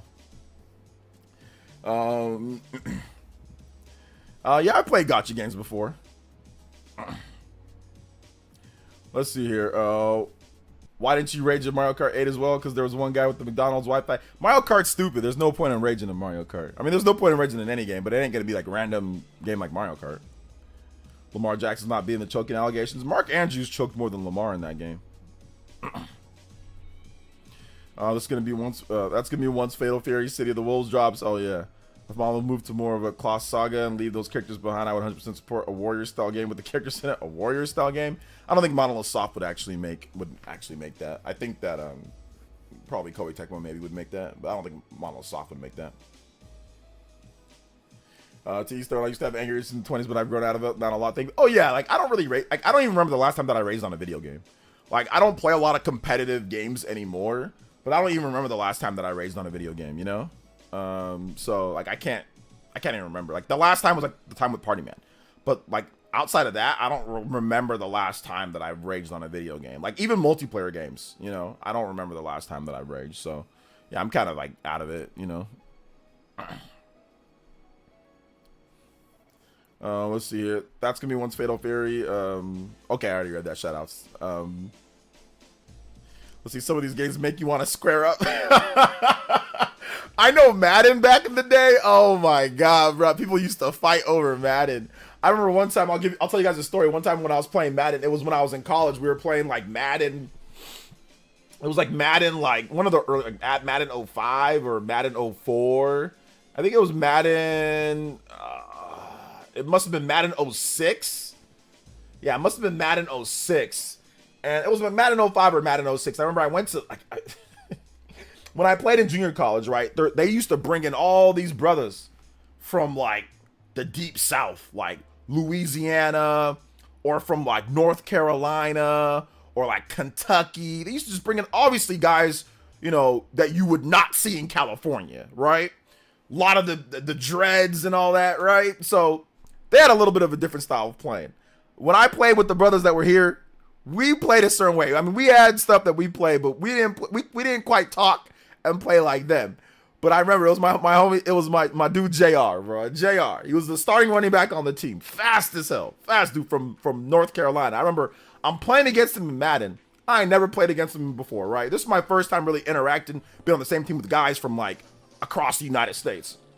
And I remember I'm playing Madden and we're at his place. So there used to be these really ghetto apartments that used to put these guys in, just because they'd have to pay for them, because a lot of these guys didn't have the money to move across country. So the financial aid and like the BC, the football funds, like they would get them money and then put them like in these really like pretty like rough apartments that were not very far away from the school, very close to the school, like right across the street. So I remember going there, right, to play Madden against them, and they were all kind of like sitting back and watching, and and they're obviously against me. I'm from the California guy. They're all from the East Coast or South, and they're all rooting against me. They're all like saying stuff. And I remember one time I'm about to kick a field goal, and the guy that I'm playing, JR, right before I kick the field goal, he goes, ah! He goes, ah! Yeah! I'm like, what the hell? And I completely missed the field goal. And he goes, yeah, man, yeah, that's how we do it over here. Yeah. And I'm like, bro, I've never played anybody like in Madden like that before. Like, I played against my friends and we would talk a little bit, but it wouldn't go any further than that. It wouldn't be like, yeah, like when we're trying to kick a field goal or throw the ball. Bro, I had people trying to get up and walk across in front of the screen and do weird stuff. I'm like playing like it's like the opposing team's, like it's like an away game. Like, I feel like I'm against the crowd when I was playing against them. And it was so funny. I felt like raging, but they would have kicked my ass. So I did, excuse my French. So I couldn't do nothing. I felt like raging, but they probably would have beat me up. So I'm like, you know what? Or I would have got shot. So I'm like, I probably shouldn't do anything. But I felt like punching him. I'll keep it a buck. I felt like squaring up. But I didn't do nothing. It's just a video game. Whatever. You know? But it just surprised me. So I'm like, all right, I know how to play now. And I know what to do against these guys, how they're operating, you know? So funny. I remember one time, it was so funny. I started getting, like, they beat me. Like, they beat me multiple times. And I'm like, all right, I know what to do. I know I'm adjust. And I remember I came back there, I adjusted. I'm like, hey guys, let me use my PS2 memory card because I know I have all my stuff already set. They thought I was cheating, you know? And I'm gonna get to the rest of that right after this dono. Shout outs to Justin. Last game that made me rage was Smash Ultimate Online. I got beat over and over. The guy teabagged the whole time. It was the last time I played Smash Online. Lol. Yeah, man, for real. That can be very frustrating when people just teabag and do that online. Absolutely. But Justin, thank you for the $3, man. I appreciate that. 70 on the board. We're 30 away from the bonus extra as well. But I remember, Justin, when I came back with the memory card, they said that I'm cheating. I'm like, no, I just have all my stuff set up already because I was just playing default stock. I was using the Colts at that time. So I was like, let me just use my memory card. They checked everything. Everything came out good. I wasn't adjusting the stats or anything like that. So then we started playing. I remember I was ready for them. I saw something they did. I learned it. I knew what defenses to run. And I remember on the first drive when we were playing again, I'm gonna bust you guys' butt. They're like, nah, you're not. I'm like, yeah, I am. Watch. I remember he went and he used to always hit the flats, right? And he was killing me on the flats. So I remember, I'm like, I'm gonna run a cover 2 press. Cover 2 press. And I remember he looks at me and goes, and once again, earmuffs for kids. He looks at me and goes, dumbass. And he throws the ball, not even looking at the screen. And who's right there? Boom, cover 2 press, pick it off, pick 6. And I said, what? I was like, Stone Cold, what? And I blasted him that night. Blasted him and all of them. And I proceeded to blast them over and over. And I rarely lose. But I just had to adjust. But that was the one time that I felt like squaring up when they were beating me. And then they were making fun of me. They already made fun of me just because of just the way that I spoke. Because I didn't speak like them and all that. So they already kind of like just, you know, ribbed me a bit here and there and made fun of me for whatever. That was fine. But then they also made fun of me in video games. Which also was like, wait a minute, hold up. I'm the nerd here. How dare you guys talk about video games? I don't need none of you guys to be sitting here making fun of me in video games. This is my arena. I'm going to come back and bust all of you guys in this game. And that's what I did. I busted all of them in that. I destroyed all. I would just tear them up after that. They unleashed the beast. So yeah, I'm glad I didn't square up because we probably wouldn't have played. We probably wouldn't have been friends and played if I squared up on them. Oh, man. So yeah, shout outs though. So that's how we do it in the East Coast. Yeah, y'all can stay there too. y'all can stay there. Please do not come. Y'all just stay there. Please don't come over here. People say people are moving out of California for the East Coast. Good. Move out and don't come back. Please. Hopefully it can save me some money on how much stuff costs here with all these damn people here. Please leave and don't come back. I'm begging. Let's see. Shout outs to Justin though. I mean, I don't blame you on that one, man. I don't blame you. The next Smash Direct is the April Direct. Not necessarily. The next Direct is probably going to be February. I don't know if Smash Bros. Is going to be at the April Switch 2 Direct. I don't know about that. It could be there. So yeah. Is there any substantial news? Yes. There was information. I don't know if you saw my video today, Dizzy Punch, but there was some videos about a developer who said that the Switch 2 CPU is not going to be a problem for porting PC games, porting PS5 games to Switch 2. And it's actually going to be easier porting PS5 games to Switch 2 than it was porting PS4 games to Switch 1. So that's definitely good news. Let's see here. I learned just to accept people to play stupid in the games, just piss you off. Oh yeah, absolutely. Absolutely. Valentine's Eve. What's up, Valentine's? Welcome. It's cold as hell here. 20 degrees wind chill. Oh man, yeah, that's pretty cold. It's nice and it's 50 degrees where I'm at. Let's go.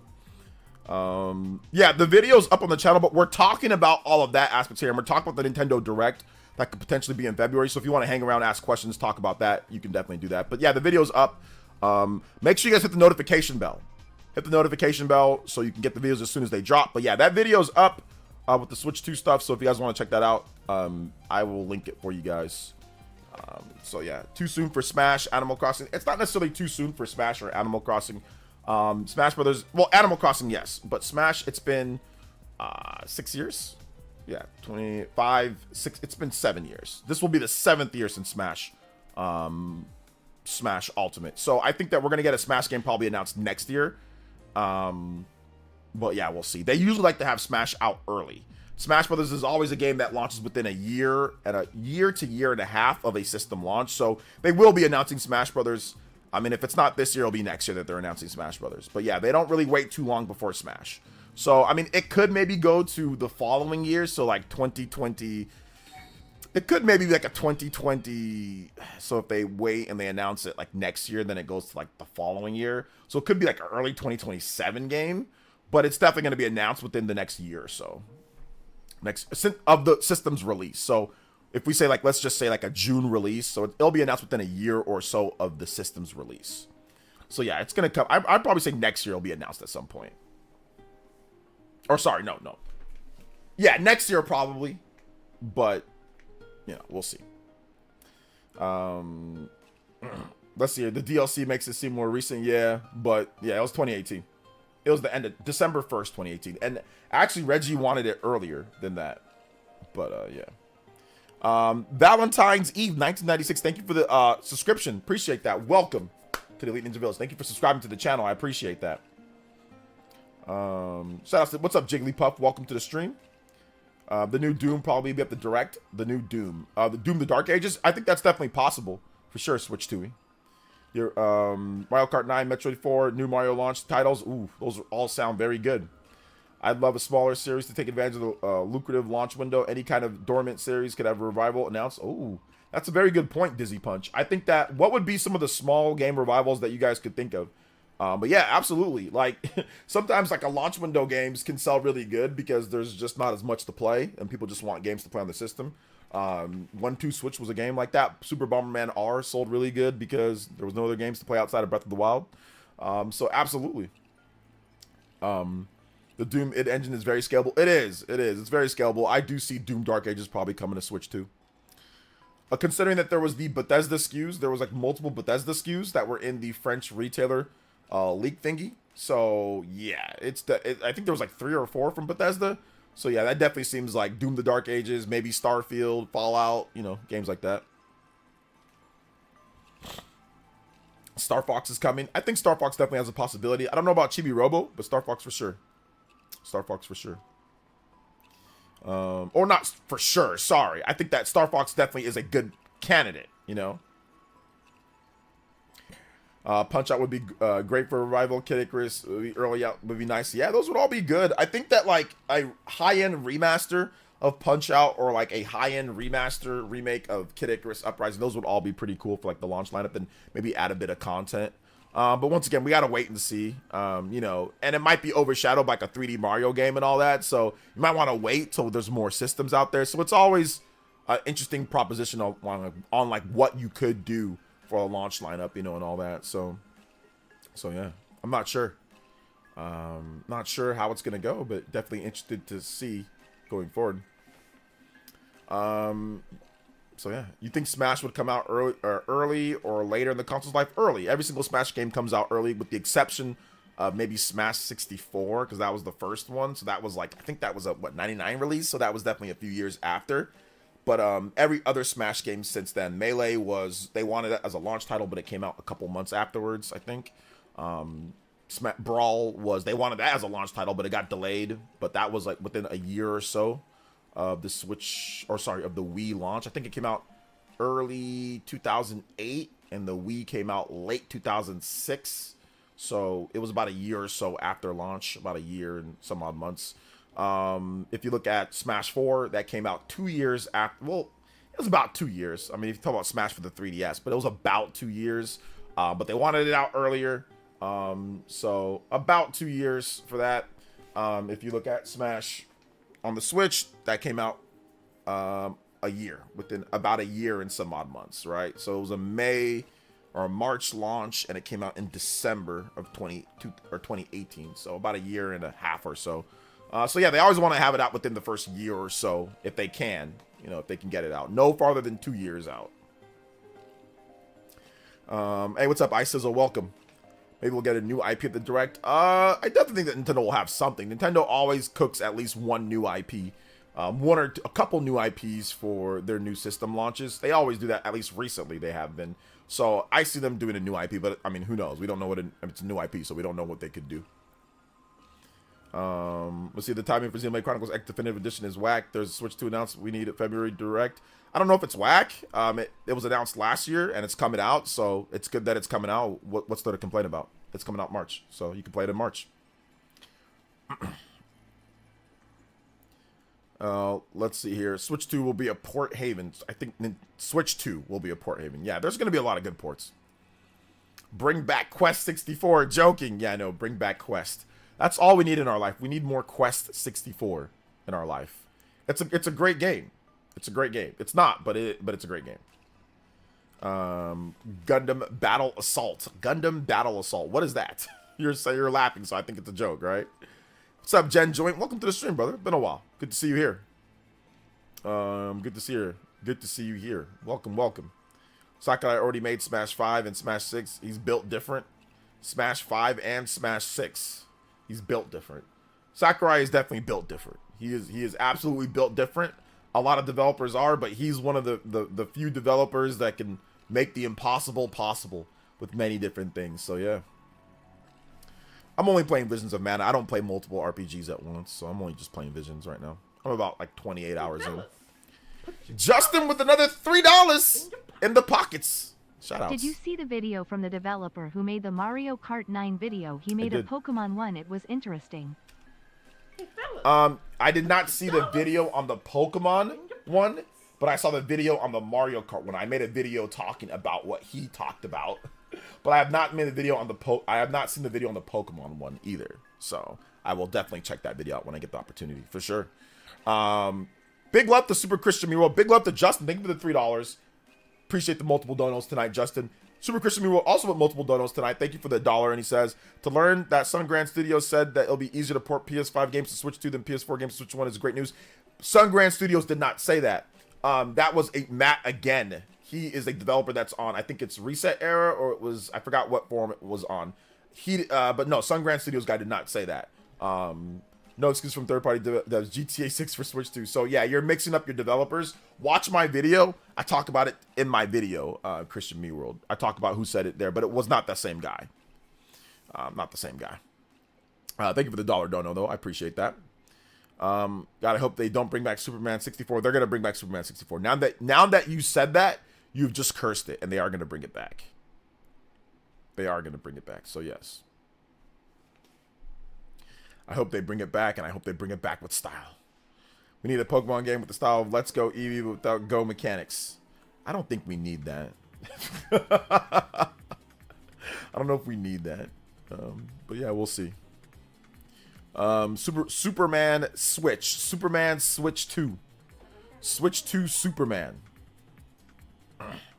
Switch 2 Superman Go Ultimate.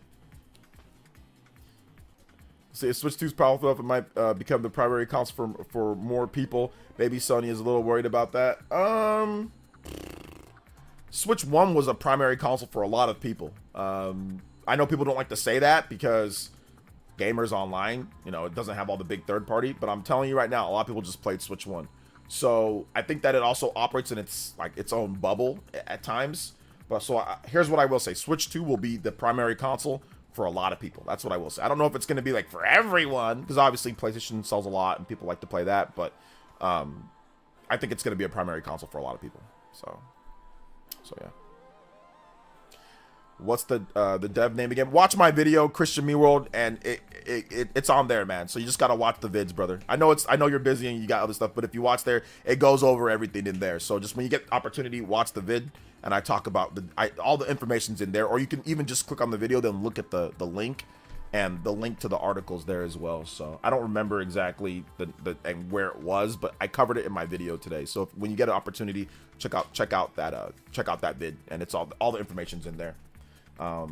Yeah, my last video, check out that one, and all the information's on there in terms of like the developer who said that, and like the whole CPU thing, and porting from one to PS5 to PS4. That's all in my last video. So yeah, I don't remember like what, I think it was Matt again or something like that, but once again, all the information's in there. Like I go over it bit by bit, so there's the link there. I think people are focusing on the Mario Kart footage too much. It could be an early build running in handheld mode, good representation of the final game. I mean, clearly it's not the representation of the final game, clearly. But yeah, people are focusing on it a lot, but they're not focusing on the right things about it. Like that developer, now, once again, that developer broke it down a bit more. Now, I did run into another developer that says that he doesn't know what he's talking about, but I think I've only ran into one, and that was on Twitter. I don't think other developers are saying that guy doesn't know what he's talking about. Maybe he does know what he's talking about. I don't know. But the way that he explained it definitely felt like he knew what he was talking about. And these are things that I noticed, even me not being a developer. I noticed some of these things with the game. So the fact that I noticed some of the things about it, but I couldn't put it into words, yet he was able to say it, then I do think that it's more erring on the side of he knows what he's talking about more than he doesn't, because I noticed a lot of things that he was saying. But once again, I'm not a developer. I don't know about true volumetric lighting and all this other stuff, but I noticed little things here and there, like the squishing and the stretching and like the models and like the textures, certain things that was not available obviously in Mario Kart 8 on the Wii U or Mario Kart 8 on the Switch. I noticed the things that were different, just a lot of things that were different overall. But once again, it's not final footage. It's not the super high quality footage. They're going to show us, we're going to get later footage and it's going to look better. And Nintendo games are always like that. You look at Xenoblade Chronicles 2 when they first showed it compared to the final build. You look at Mario Odyssey when they first showed it compared to the final build. You look at pretty much every game that Nintendo makes from the first to the final build. It always looks a little bit better. So yeah. I don't think it's barely a concept of a game. I definitely think that it's more finalized in terms of how it's going to look, but obviously it's going to look sharper and a bit better once we actually get it on our screens and like the direct feed footage and like the launch trailer and all that. But no, I don't know if it's not a concept. I mean, there's definitely more than a concept there.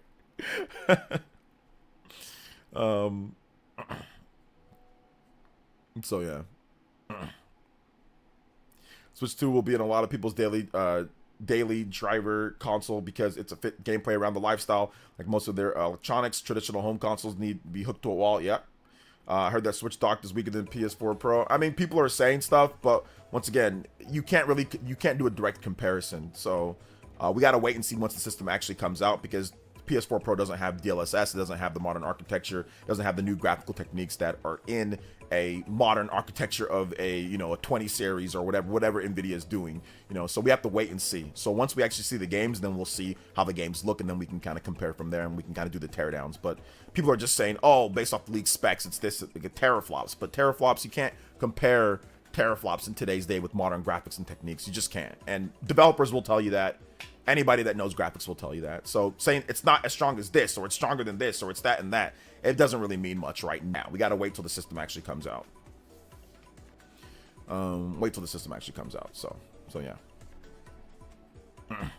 Some games are better playing handheld for me, but I like the raw power of big consoles hooked to a TV. That's cool. People are going to like that. Eventually, I don't know if that's going to be a thing in the future. I think all systems are just going to be some form of hybrid, and you get your option. We'll see. We'll see once the Switch 2 comes out. We'll see how people feel and how people think and what happens. I'm hoping the Switch 2 launches in late May. I want it on my hands ASAP. It's probably not going to be late May. If you follow the timeline of the Switch 1, it's probably going to be June. I mean, it could be late May, but it's probably not going to be. It's probably going to be sometime in June. Maybe July, but probably June. Just going on the Switch 1 timeline, but we'll see. That means third party from last gen will be mass ported to Switch 2. Third party from last gen will be mass ported to Switch 2. I don't think that means that. A lot of the games currently that we know are coming over are games that are current. So something like Tekken 8, that's not on PS4 or Xbox One. I don't think it is.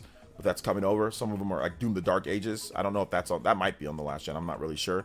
But a lot of games are last gen and also current gen. So it's gonna be a wash of games. There's gonna be some games that that are current. You know, there's gonna be some games that are kind of current, but then not, like Visions of Mana. That's on PS4, but it's not on Xbox One, but it's on PS4. You know, or Metaphor Refantasio. It's not on Xbox One, but it's on PS4. You know, so it's gonna be a mix of stuff.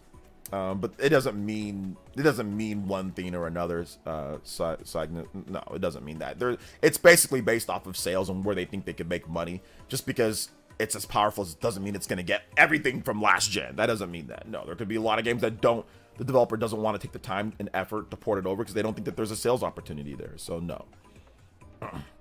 What is known about the Switch 2 specs? Just the leaks that we've got so far. Watch my video, Figure Giant. If you guys watch my video, I actually show the specs on there. If you watch my videos, you would have seen the specs at this point. So try to watch just so you guys, you know, at least can keep somewhat up to date on what the stuff is. If you can, you know, I know, like I said, it's tough to watch everything, but I actually went over the specs again. Like I put up the spec sheet and I went over it actually a number of times now. But once again, it's leaked and it's not necessarily like it's 100%. It's not confirmed at this point, so it's hard to sit there and say it's this or that. But once we actually get, like I said, once we actually get the system or once we see the games, I mean, I wish people would just wait till the games come out, wait till we actually see the ports and we see how it looks, and then we can say, okay, it's this or that. People are so impatient, you know, and they don't. I'm not saying you though. I'm just saying in general. Wait till we see the games. Once we see the games, that they're coming in April, then we'll have a better idea of how it stacks up or how it looks or this or that, you know. But watch the vids, guys. I go over that. I went over it a number of times now in the vids. So yeah, you know, people like to rush to conclusions. Yes, but it's a bit early right now. Wait till the games come, and then we can, like I said, then we can do comparisons. Then we can say this or that. Wait till the announcements. It's April 2nd. So like, if we didn't have a release date for like a direct to show more, then I'd be like, yeah, guys, we can speculate all we want to on this or that or this or this or this and that. But we have a release date, so April 2nd, we'll see more. We'll probably know more. We'll probably get a release date, and then once the system actually comes out, then we'll get a teardown, right? We'll get Digital Foundry will tear it down. They will tear that baby down, and they will look at every single aspect. Then we'll kind of see, and then they'll do comparisons. Then they'll compare games on PS4 Pro, PS5. They'll compare like games that are like cross, or if there's like Tekken, or if there's whatever. They'll look and see how the game stacks up visually and all that. And then we'll be able to get an idea, right? Like compared to other systems, right? Like the Switch, it's like it's clearly better than PS3 360, not quite as good as PS4 Xbox One. So it's kind of somewhere in between there. You know what I'm saying? So and we couldn't determine that before it launched. Before the system launched, people were saying that it could be weaker or get less than PS3 and 360. You know, so we got, and people were saying that there's no way that there's going to be any PS4 or high, like, you know, demanding PS4 and Xbox One games. People were saying that no way there will be any demanding PS4 or Xbox One games on Switch 1. And I kid you not, guys. I know that sounds nuts, but think about it for a second. People were even saying, because of the specs, that there will not be something like Persona 5. By the way, Persona 5 is a PS3 game. It's a PS3 game, okay? And there were a healthy amount of people saying that it's not coming, you know? There were, one guy said that he would himself if The Witcher 3 came. A guy that used to come here all the time. He changed his name and maybe he still comes to my channel or not. But he literally said he would himself if The Witcher 3 actually came. He said there's no chance in hell that The Witcher 3 comes to the Nintendo Switch. And I was like, all right. You know, like, I doubt it, but because like the rumors started coming up that The Witcher 3 was coming, you know. So we gotta wait and see once the games actually come out. Yeah, I think he might still be on my video about Witcher 3. It was very unfortunate. I had a video about Witcher 3, but there was someone that. I know who did it too, but you know, I can't prove it, but I know who did it. But I made a video about Witcher 3 coming back in 2018. And while I was out doing someone, the person deleted the video. They somehow got and deleted the video. But the original comments in that video there were definitely people saying that there's no chance. There there's no chance that it comes over. So yeah. So yeah. I did do a video. There is one. Okay, here we go. I did re-upload it. Rumor Witcher 3 Wild Hunt listed for the Nintendo Switch. So that was back in late 2018. So yeah, but there was definitely a lot of people that were saying here's one guy. We can read the comments. I actually think it'll be streamed like Assassin's Creed. Another rumors to milk Nintendrones. Let's see here.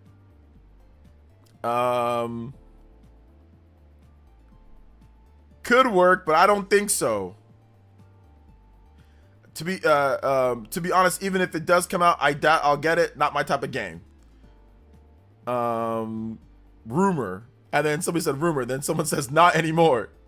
Then someone says Switch can't run the game. You know? And so there was a lot of people that were sitting there and saying it's not going to happen and that it can't run it. And there's this and that.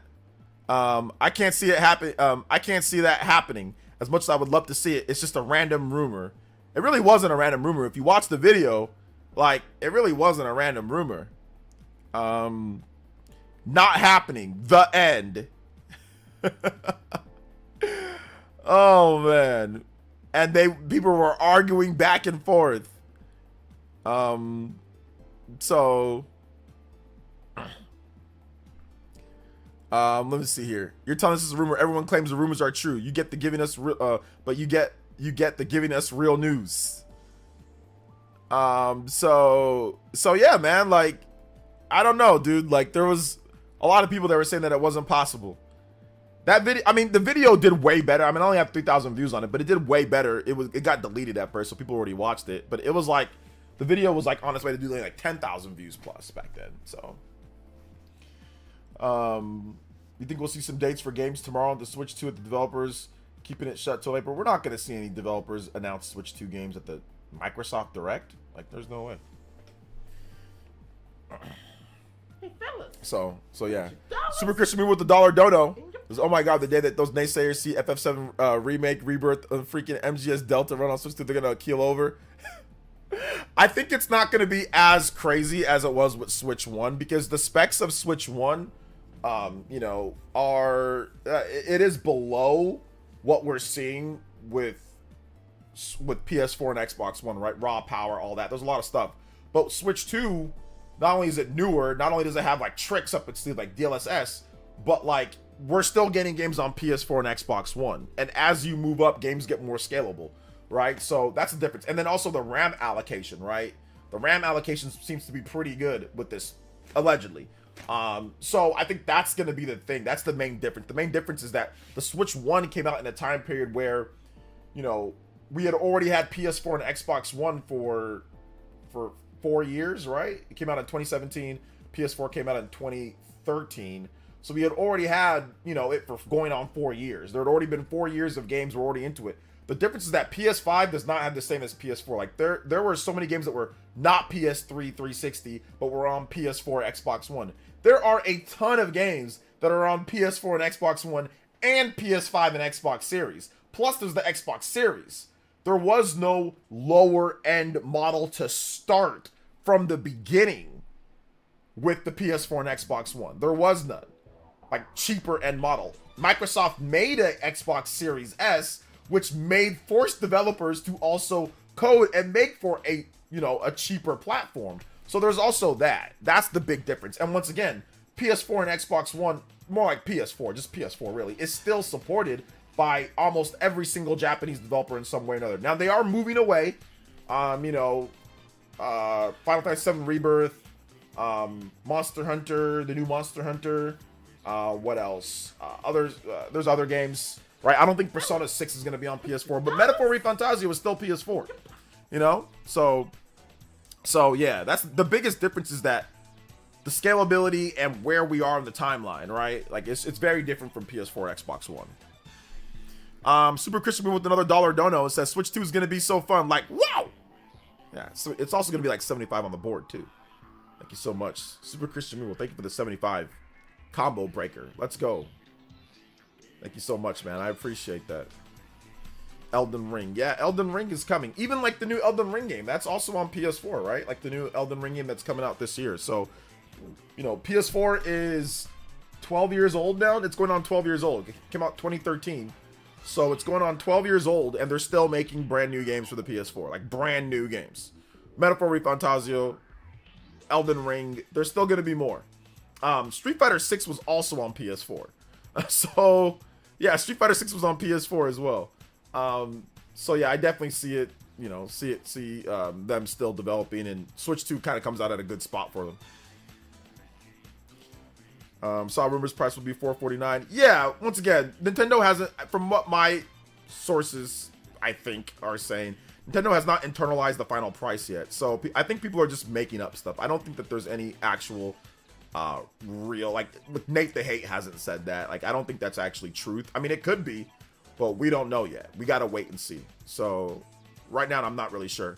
From what I understand, Nintendo has not finalized the price for like the bundles price. That's not been finalized. From what, like I said, any source that I have, but maybe my source is wrong. But there is no internally finalized price. They have an idea, but there is no final price that's been internalized yet.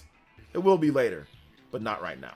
So I think right now that's just, I heard this, so I'm gonna say it. I don't think it's actually like confirmed or fact at this point. Kind of like how when Nate said, hey, look, Nintendo's going to release the trailer for the Switch 2, like, this day, the 16th. I knew it was as good as gold. I knew it was. I knew it was as good as gold. Because Nate actually has real sources. Like, everybody else, like, a lot of people that just say stuff online just say stuff online, you know? So yeah. Yeah, there was also big rumors that it was going to release in March. And, yeah, that's not true, you know? So yeah. Is there a release date? No, there's no release date. If there was a release date, trust me, you would know, because they would have announced it already. You would have heard people talking about it. If there was a release date, we would have known already. I wonder if the tech jump will be bigger than the leap from SNES to N64. It's impossible to compare those two. It's almost impossible. You're going from 2D to 3D. So there's no way that you can compare the leap, that type of leap, to. It's like a different dimension. You can't compare a 2D to 3D leap to a 3D to more 3D to a 3D-er leap, like leap. Polygons and count-wise, yeah, it's probably a bigger jump, or it might be CUDA cores or whatever the hell, but it's impossible to measure that type of jump, because visually your eyes tell you one thing, you know, compared to like what's happening like on the screen. But no, I mean that's difficult to gauge. No, your question's fine. But it's just something that you can't really put into, because of the law of diminishing returns. So even if it was, you're not gonna see that, right? The jumps in the back in the day are always gonna be more impressive than jumps now, because of the law of diminishing returns. Law of diminishing returns says no matter the more polygons you add something, the less that you actually see the difference between it, because it gets more and more detailed and in depth. And that's not my opinion. That's actually factual, you know? Now, somebody could have a difference in terms of how big that gap is, in terms of what they perceive is bigger than the next. So some people can be like, oh my God, the jump from PS3 to 360 is way better than the jump from PS4 to Xbox One. Or somebody could say, no, the jump from PS4 to PS5. Somebody could say the jump from PS4 to PS5 is way bigger than the jump from PS3 to PS4. It's going to be subjective. However, what isn't going to be subjective is how the jump is from one to another. It's not a maybe, you know? but a win for Sparking Zero on Switch 2. See how they released every new Dragon Ball game on Switch 1. Sparking Zero. Justin, I know you're looking forward to that. Sparking Zero. Do you still play the game? You still playing it? Shout outs. Thank you for the $3, Justin. I appreciate that, man. New Egg League Zelda remake and 3D Mario for Switch 2. That's not a leak from them. They're just guesstimating that that's gonna happen. That's definitely not a leak though. I saw people talking about it, but it's not really a leak. But let's just put leak in the title. They're just guessing. A new Zelda game comes out every year, and it's been rumored for forever. A new 3D Mario with a new system. I mean, duh. So it's not really a leak, but it's just more of, hey, look, they think it's coming. Yeah, not a leak, but yeah. But I mean, come on. Are you surprised? I don't think you'd be surprised. We all knew that a new Zelda remaster or something's coming. We all knew that was going to. They release Zelda every single year, so they already released a brand new Zelda. So probably a remaster's next. People have been waiting for Twilight Princess and Wind Waker forever, so it's probably going to be that. And yeah, there's a new Nintendo system launching, so of course there's going to be a new 3D Mario. You know, so those are things that's known. Those are things that's known. But it's nice to see. It's nice to see.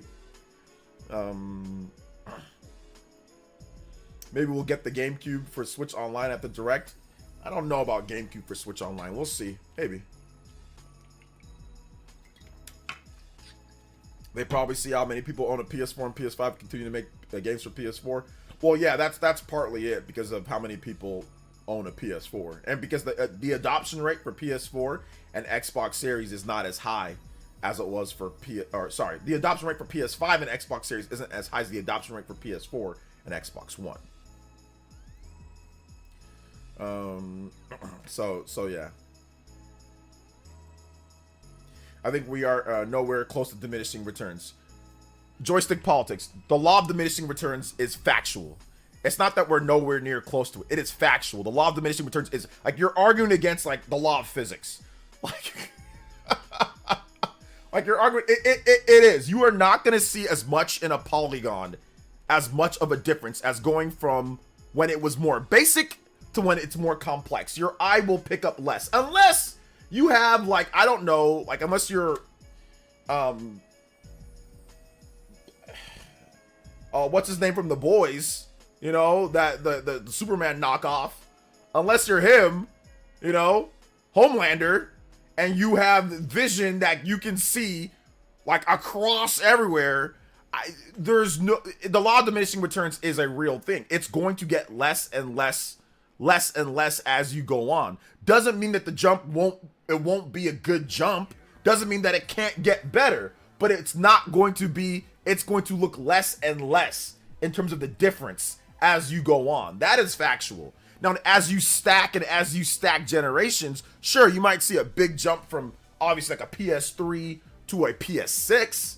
Absolutely.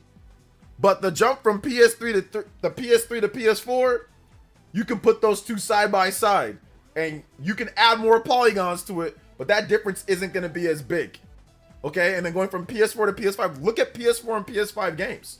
Just look at PS4 and look at PS5 games.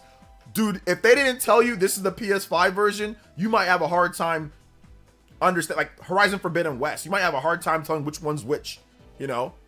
So that's just the thing. Like it's just something that's factual. However, like I said, you can have subjective opinions on how good something looks from one to another. There are people who feel that it's way better or not, but it's factual that the difference will be less as you go on.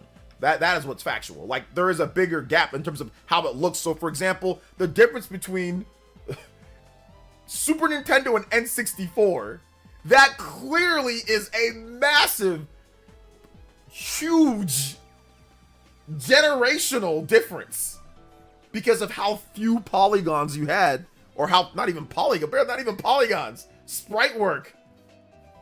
And then from 64 to the PS2, huge jump, massive jump. Or from 64 to GameCube, huge jump. And then from even GameCube to HD era, oh man, that's a pretty big jump. But now we're going from HD era to more HD, and then from more HD to more HD, and then from more HD to kind of more. It's like, and on top of that, you have frame rates that need to be stabilized. So sometimes it's not even more HD. Sometimes it's running at 1080p, like Visions of Mana. It's not even 4K. It's like 1080p if you want to run it at 60 frames. So then there's also that. There's so many things that kind of play a part into it, you know? But I see what you're saying. I haven't been excited for a console in years. Switch to I'm a little kid waiting for Christmas. Everyone is waiting, Lenny. I feel you on that one. Ports of PlayStation games is not my concern to get Switch to. I can get those third-party games for $30 at this time. Interest was what first party will get on Switch to. Yeah, and that's you. Everyone has differences. I agree that first party is what people want to play or get. But there's going to be also like probably like current games that are coming out as well. So if you want to have like a current game that comes out and you know, and it's not discounted yet, you can do that, right? Like, so there's going to be current games as well. So it's not just going to be all old games. There's going to be games that come out concurrent with the other versions of them. So we'll see how that works too. I wish Miss Walker would remaster the last story. I want Miss Walker to remaster the last story. That'd be great. Is Kakarot on Switch? You mean the Dragon Ball Z game? Yeah, it's on there. Let's see. The human eye can only perceive X number of frames per second, for example. Yeah, just like I said, as you go on, it gets like less and less. But once again, you know, you guys will see. You guys will see. I think we're kind of already seeing it though. We're kind of already seeing it. Like this, the PS4 to PS5 jump is not. It's impressive, but it's not as impressive. Like at least the games that I'm playing, I don't see it. Like, what's the super? I mean, the only game that I can sit here and say like, oh my gosh, I'm so much more graphically impressed. Like it's like probably like Horizon Forbidden West DLC. Like that, I'm like, oh my goodness, yeah, that looks really good. It's like the Forbidden West DLC, but outside of that, I mean, I'm not really like, oh my gosh, with like anything like graphically. I mean, don't get me wrong, I'm like, oh my gosh, this looks good. It looks great graphics wise. It looks fantastic, but it's not like blowing me away. Like the PS4, like it doesn't blow me away over what we had on PS4. Like it just doesn't, you know. So I'll talk about, are you gonna be on the Spawncast anytime soon? Maybe later once my boy gets older. Then you know. But right now he's young, so I can't really. Or maybe when he goes to school, once he starts going to school. Like daycare and all that. But right now I can't because like Fridays, like at 3 o'clock, I'm still taking care of my boy. That was pretty evident reason why so many Wii U games got ported to Switch. There was such a small install base on Wii U. They had to try to capitalize on the money, put those games. However, there's no excuse for DKC returns HD. Okay. I personally don't understand why there's so many people harping on ports for Switch 2. Obviously, that won't be the focus. It's merely a plus. Yeah, it's going to be just a plus. But people obviously want to play certain games, right? Which is cool. Shout out to the young CA. But yeah, maybe one of these days, once they turn the time back to where it was. If they do it Saturday nights, I can be there. If it's Saturday night, I can be there. But it's Friday, like at 3 o'clock my time. That's too early. Gonna be cool for you and your boy to experience games together. Want to do that with my daughter, who's 2. Nice. Yeah, I used to do that with my daughter too. We used to play games. We used to play Super Mario 3D World. You know, but my daughter's older now. She don't really play games like that. But back then she did. So we would play Super Mario 3D World. We would play. What else would we play? We play Smash Brothers. We just play random stuff. Kingdom Hearts 4 for Switch 2. I think Kingdom Hearts is going to come to Switch 2. Yeah, I think it will. Hopefully they do like the native ports for those games, those Kingdom Hearts games that came over, like Cloud or whatever. So I hope they do actually the native ports for them, and they do Kingdom Hearts 4. That'd be good. I think if the Kingdom Hearts 4 wants to sell, definitely should probably be on the Switch 2 if it wants to actually sell more copies.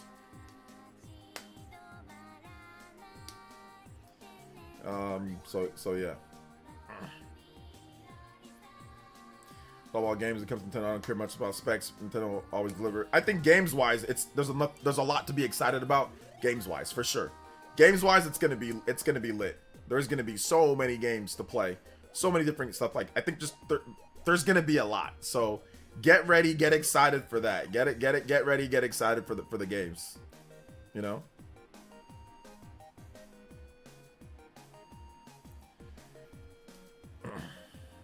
Smash Bros. Ultimate very late. I like Melee, but didn't like Brawl. Brawl was slow pace. Smash Ultimate's faster than Brawl. Try it out. Fingers crossed. Haven't purchased or played. I mean, it came out 7. You're going on 7 years now, so.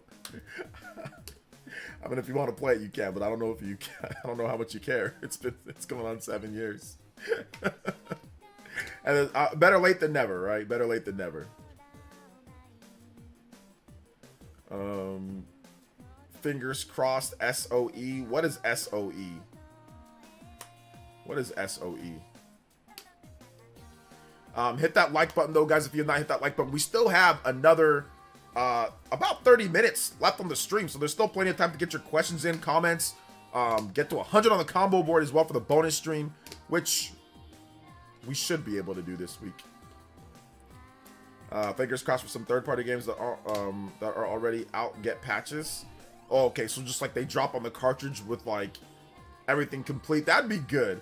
The only thing that I'm thinking about is like, man, what is the new format for the cartridges? What Nintendo has to do something to get more space on them, but then also not dramatically increase the prices of the carts. So that's gonna be like the big thing, you know. I'm very interested in seeing what Nintendo's gonna do on that front. Like, what are they doing with the carts and like the prices on those and like the size? Like, are they gonna have 128? Are they gonna have 64? Are they gonna? I mean, 64 has got to be like the standard, right? Like, most of these games are too big, so 64 has got to be like the standard price cart. Before it was only 16 gigabytes for the standard cart, and 32 was almost unheard of to get a 32 gigabyte cart, and those were expensive. So I'm hoping Nintendo's done something. Somehow they've got some miracle tech to help out with those carts, man, with those cart prices and sizes. So I'm hoping. We'll see, man. We will see, but I'm hoping they got something for us. I think they should though. So yeah, they should have something. So yeah, hit that like button, guys. So yeah. Hit that like button. If you have not hit that like button, hit that like button. Let them know that we are streaming at this point. So yeah.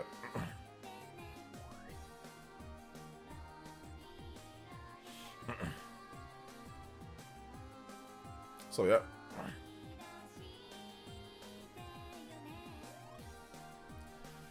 So a new DKC game with the direct would be hype. Ooh, new DKC game. That'd be good. Maybe they're setting us up for the new DK game, right? We got Tropical Freeze. We got Tropical Jungle. No, I'm joking. That's a joke. We got Donkey Kong Country Returns HD. We got all the DKC games. Maybe this is the year they drop the new DK announcement. I think that'd be pretty cool. They've been kind of getting us ready for DK, getting us ready for DK. So maybe it finally happens now, you know? Ooh, RE4 remake. That'd be pretty cool. I was just thinking about that game the other day. I put it in one of my videos. Yeah, I'd be down. I didn't replay it. So I'd be down for like RE4 remake. I mean, probably not at full price, but I'd be down for RE4 remake on the Switch too.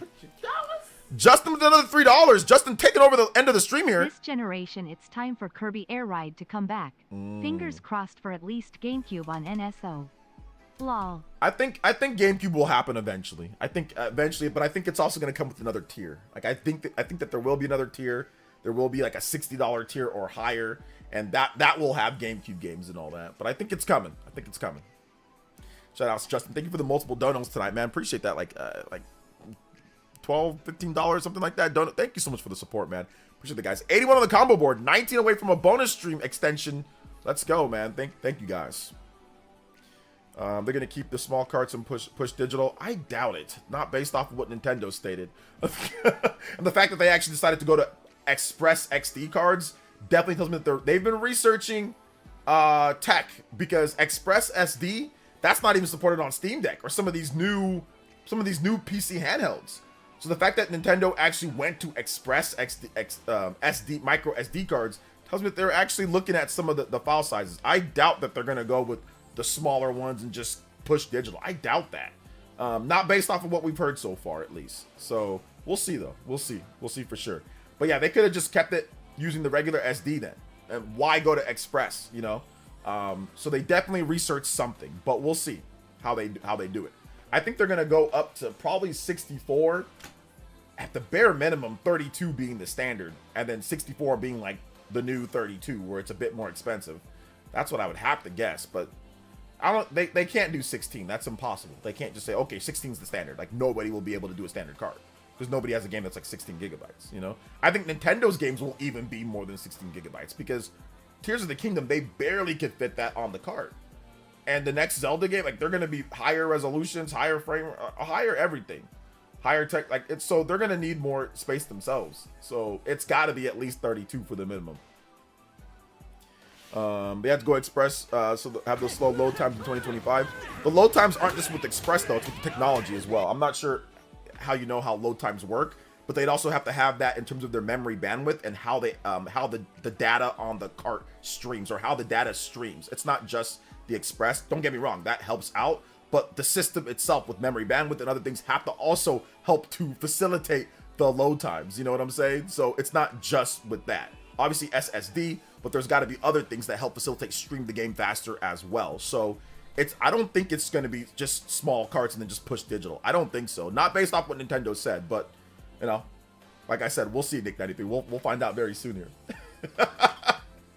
I mean, listen, I don't want to say anymore. We'll find out very soon here. We'll find out very soon. Maybe I know more, maybe I don't. But yeah, we'll see. 7Dio with the $1.99. It says, evening OJ, can we get live a live battler theme? Yeah, maybe we can get a live battler theme. Guys, I don't know anything. I'm just joking around. I don't know anything with that. I don't know. It's gonna be 16 gigabytes. It's gonna be small. They're just gonna push all digital, despite them saying opposite. They're gonna do that. So yeah, that's what it's gonna be, guys. Don't worry. Oh man. How many carts for FF7 Rebirth? Oof. I don't think FF7. I don't think some games will be just they're not even gonna do a cart. I don't know if they're even gonna do a cart for some games. Just like it was very similar to Switch 1. But we'll see. Once again, we will see. We will see what they decide to do. Live Alive. There will be no multi-cart games. There will be zero multi-cart games. Zero multi-cart games on the Switch 2. Live Alive. Let's see here. Live Alive battler theme. Battler theme? What is the battler theme? I don't know what the battler theme is. So just battle theme?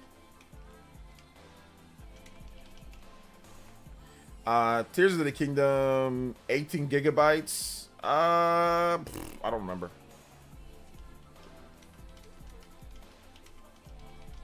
Let's take a look.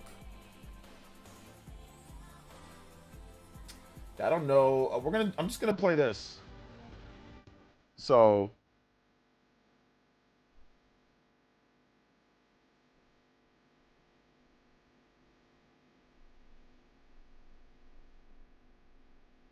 It is 16.3 gigabytes. The file size. So yeah, it barely fit on the standard card. I think they actually went up, right? Because the standard card can't fit 16. So I think they actually used a 32 gigabyte. So yeah, it didn't even fit on the stand. So yeah, I doubt it when it comes to their newer games. It's definitely got to be, the minimum would be 32. So yeah. That's it. That's a banger. Okay, yeah, this is called Megalomania. Thank you for the $2. Are you gonna stream the Xbox Direct tomorrow? I might. It just depends on if, like, depends on if I can get the time. I don't know, because like my wife, she might be doing something. So yeah.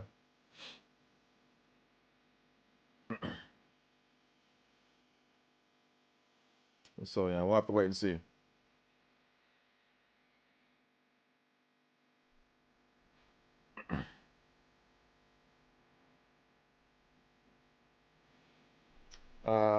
Let's see. Totally forgot they had a direct. Yes, they have a direct.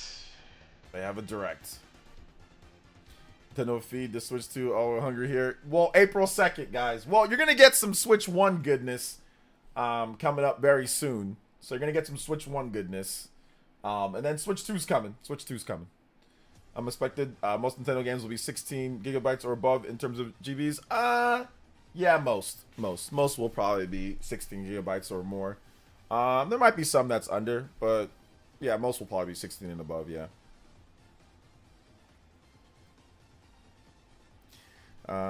Most, but we'll see. Nintendo has pretty good optimization, so I think a lot of games they'll be able to optimize to pretty good sizes and all that, to where it won't be too bad. So yeah, we should see that. Could have the new compression, that lower size. Yep, there could be new technology. Got that Satoru Iwata type compression technology. So there could be. So yeah, it's gonna be interesting to see how they do it. Now Switch 2 is announced. We need some news on these Switch 1 games. Also not coming to Switch 2. Well, February. The Direct is probably coming in February. So yeah. I wouldn't mind a new Perfect Dark or remake. There is a new Perfect Dark game coming, Egomaniac. They announced it like 5 years ago. And one of these days, it will come out. RGT, he was excited. One of these days, it will come out. And when it does, it will be good. It's coming out one of these days. It looked great though, right? If that was actually real gameplay, I mean, maybe it was, maybe it wasn't. I don't know. If it was real gameplay, maybe one of these days it'll come out. One of these days it'll come out, and when it does, it's gonna be good. Hopefully hopefully it's at the developer direct tomorrow, and I eat my words. My joking around that I'm doing right now. So yeah. Let's see here. Deca Police Copium. Deca Police has actually had like actual real gameplay. Deca Police had actual real gameplay, not simulated fake gameplay to get you guys off their back. Not simulated fake gameplay to say, look guys, it exists. It's not actually real, but it exists, but we're gonna present it like it's real. It's not actually real gameplay, but I mean, they'll never notice.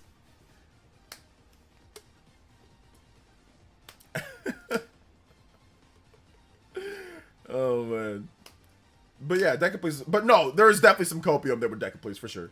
Because like it was supposed to release in 2023, then it got delayed to 2024, then it got delayed all the way to 2026. It was announced 3 years too early. But at least there's been hands-on with the game. Like the game has actually had hands-on. Like it's actually shown lots of gameplay. There's been like it's actually like real gameplay. Like there's been no actual real gameplay for Perfect Dark. There's been no actual real gameplay for the game, for the new Perfect Dark. Like, there's been a vertical slice of a concept that they think that looks good. But would I call that actual gameplay? I don't know. I'm not sure. Maybe I'm just being cynical. Switch 2 pretty much be the same design as the Switch 1 cart, where they add some type of bump. They'll probably add some type of bump so we can tell the difference between Switch 1 and Switch 2. Because you use the same card slot, so you can't really change the cartridge if it's going to go into the same slot. You got to make like some type of mechanism. Like you can't make it like a GBA versus a DS, right? So I'm pretty sure it's just going to be some type of little latch that's added. Hey, what's up, Weam Gamer? Good to see you here. Welcome to the stream, brother. Long time no see. RHD should help them develop the Perfect Dark and release it faster. He should. Yo, man, where's Beyond Good and Evil? I'm developing Beyond Good and Evil. I am developing Beyond Good and Evil, and I will let you guys know when I'm ready to release the game. When I am ready to release the game, I will let you guys know when it's ready. Okay? FF7 Rebirth out tomorrow on PC. I want to see all those PC gamers that refuse to buy it be there day one and put their money where their mouth is. I don't think there's a bunch of PC gamers clamoring for Final Fantasy 7 Rebirth. I think it's just a bunch of weird people on Twitter that you be crossing paths with. But no, I don't think a bunch of PC guys are like, it's going to launch probably to very lackluster PC numbers. So I doubt it. But it's going to be a nice point for PlayStation fans to say, see, there doesn't need to be multi-platform, you know? Don't worry. That's going to, don't worry. We'll let you, we'll say, okay. We know. It was fam play, fake gameplay. Okay. Switch 1 game is still left for the system before Switch 2 goes. How many? I don't know how many. We'll see. Maybe February. Still can't believe Xbox ended the last direct with Indiana Jones on PS5. Was that the last direct? Was Indiana Jones on PS5? Or was that like the, what's it called? The I don't remember what the last direct that they had was, to be honest. I don't remember Xbox's shows. They're so forgettable. That's my problem with Xbox. Seem to announce a game and some second someone has a thought about it. Seem to announce again second someone has a thought about it. Oh, okay, yeah, I see what you're saying. Yeah, Deca Police is gonna be lit, and plus, I mean, I think they're also looking at Switch 2 for Deca Police as well. They're not trying to pull a not trying to pull a Visions of Mana. They saw Visions of Mana get cooked. They're like, uh-oh, we better have Switch 2 ready. Ain't nobody buying this on PlayStation. Hell no, ain't nobody buying that game on PlayStation. We better have a Switch 2 version ready. I mean, obviously there's a Switch version of the game too, but you know, it's gonna come to Switch 1 and Switch 2. But yeah, I think they're probably thinking, uh-oh, if the Switch 1 version is crusty, and the only like high quality version of the game that we got is PlayStation, we can't rely on those people. We're gonna be cooked if we rely on that. We better wait a couple of years. They said, uh-oh, when's Switch 2 coming out? Oh, 2025? Damn! Wait to 2026, we need an install base! There's no install base right there! Make a manga! Make an anime! Oh, no! Mr. Akihito Hito was like, no, man, we can't do it, bro. We need an anime. We need Switch 2. We need this. We need that. He ain't trying to have it flop, bro. He's trying to make sure it don't flop. Oh, man. Triple Deluxe and Epic Yarn Remaster during Switch 2 gen. Well, we're getting Planet Robobot, according to Nate the Hate. I don't know about Epic Yarn, though. I will forever hate level 5 for Deca Police Betrayal. If Nintendo thinks I'm buying regular Switch games, the Switch 2 around there crazy. Well, that's you, but a lot of people are still going to buy Switch 1 games with Switch 2 being around because everyone's not going to buy a Switch 2 at launch. So I don't think Nintendo's telling you that, like, if they think that you're like, that's not how it works, man. It's an option, you know, it's an option. So you don't have to. For those who want to wait and buy Switch 2 stuff, you can. For those who want to buy Switch 1 stuff, they can too. It's not about, you know, thinking that everyone's going to do everything. It's about what's best for the consumer. What's best for the consumer is that Switch 1, whatever games that you were still making for Switch 1, release them. Like, release those games. Xenoblade Chronicles, that was a Switch 1 game. Pokemon, whatever the case is, release those games. And if you got more, release them. There's no reason why Switch 1 shouldn't get games. Just because Switch 2 is coming out doesn't mean Switch 1 everything should stop. It should get nothing. That doesn't even make any sense. Like, no system ever does that. Like, no popular system ever does that. When the 3DS came out, DS still got games. There was still stuff coming out for the DS. When the Wii U came out, hell, there were still Wii games coming out. Like, there was still some. So, like, you don't have to just sit there and drop everything just because a new system's coming. Not everyone's gonna buy it. So there's nothing wrong with that. So yeah.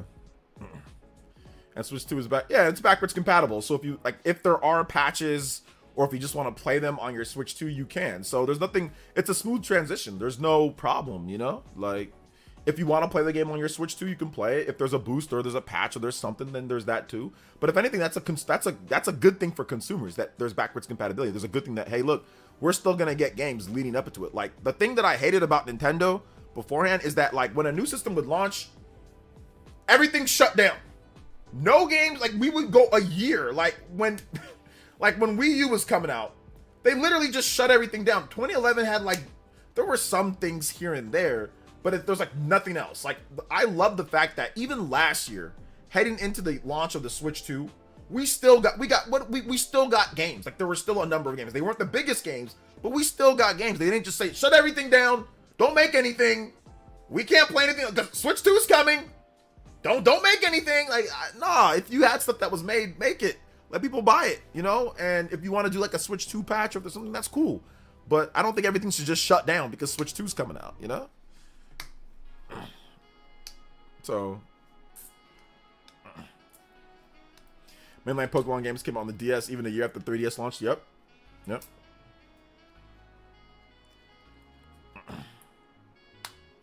So, shout outs to WeAm though, man. It's good to have you here. Welcome. Hopefully you're doing good. You graduated from college yet? You still there? And that's fine. Once again, everybody's not gonna buy a Switch 2 at launch. You got to realize that this is not just about you, brother. Everything's not centered around you. Like, there's other people that aren't gonna buy it at launch, or don't have the money to buy it, or whatever the case is. So for you, absolutely, it's a good strategy.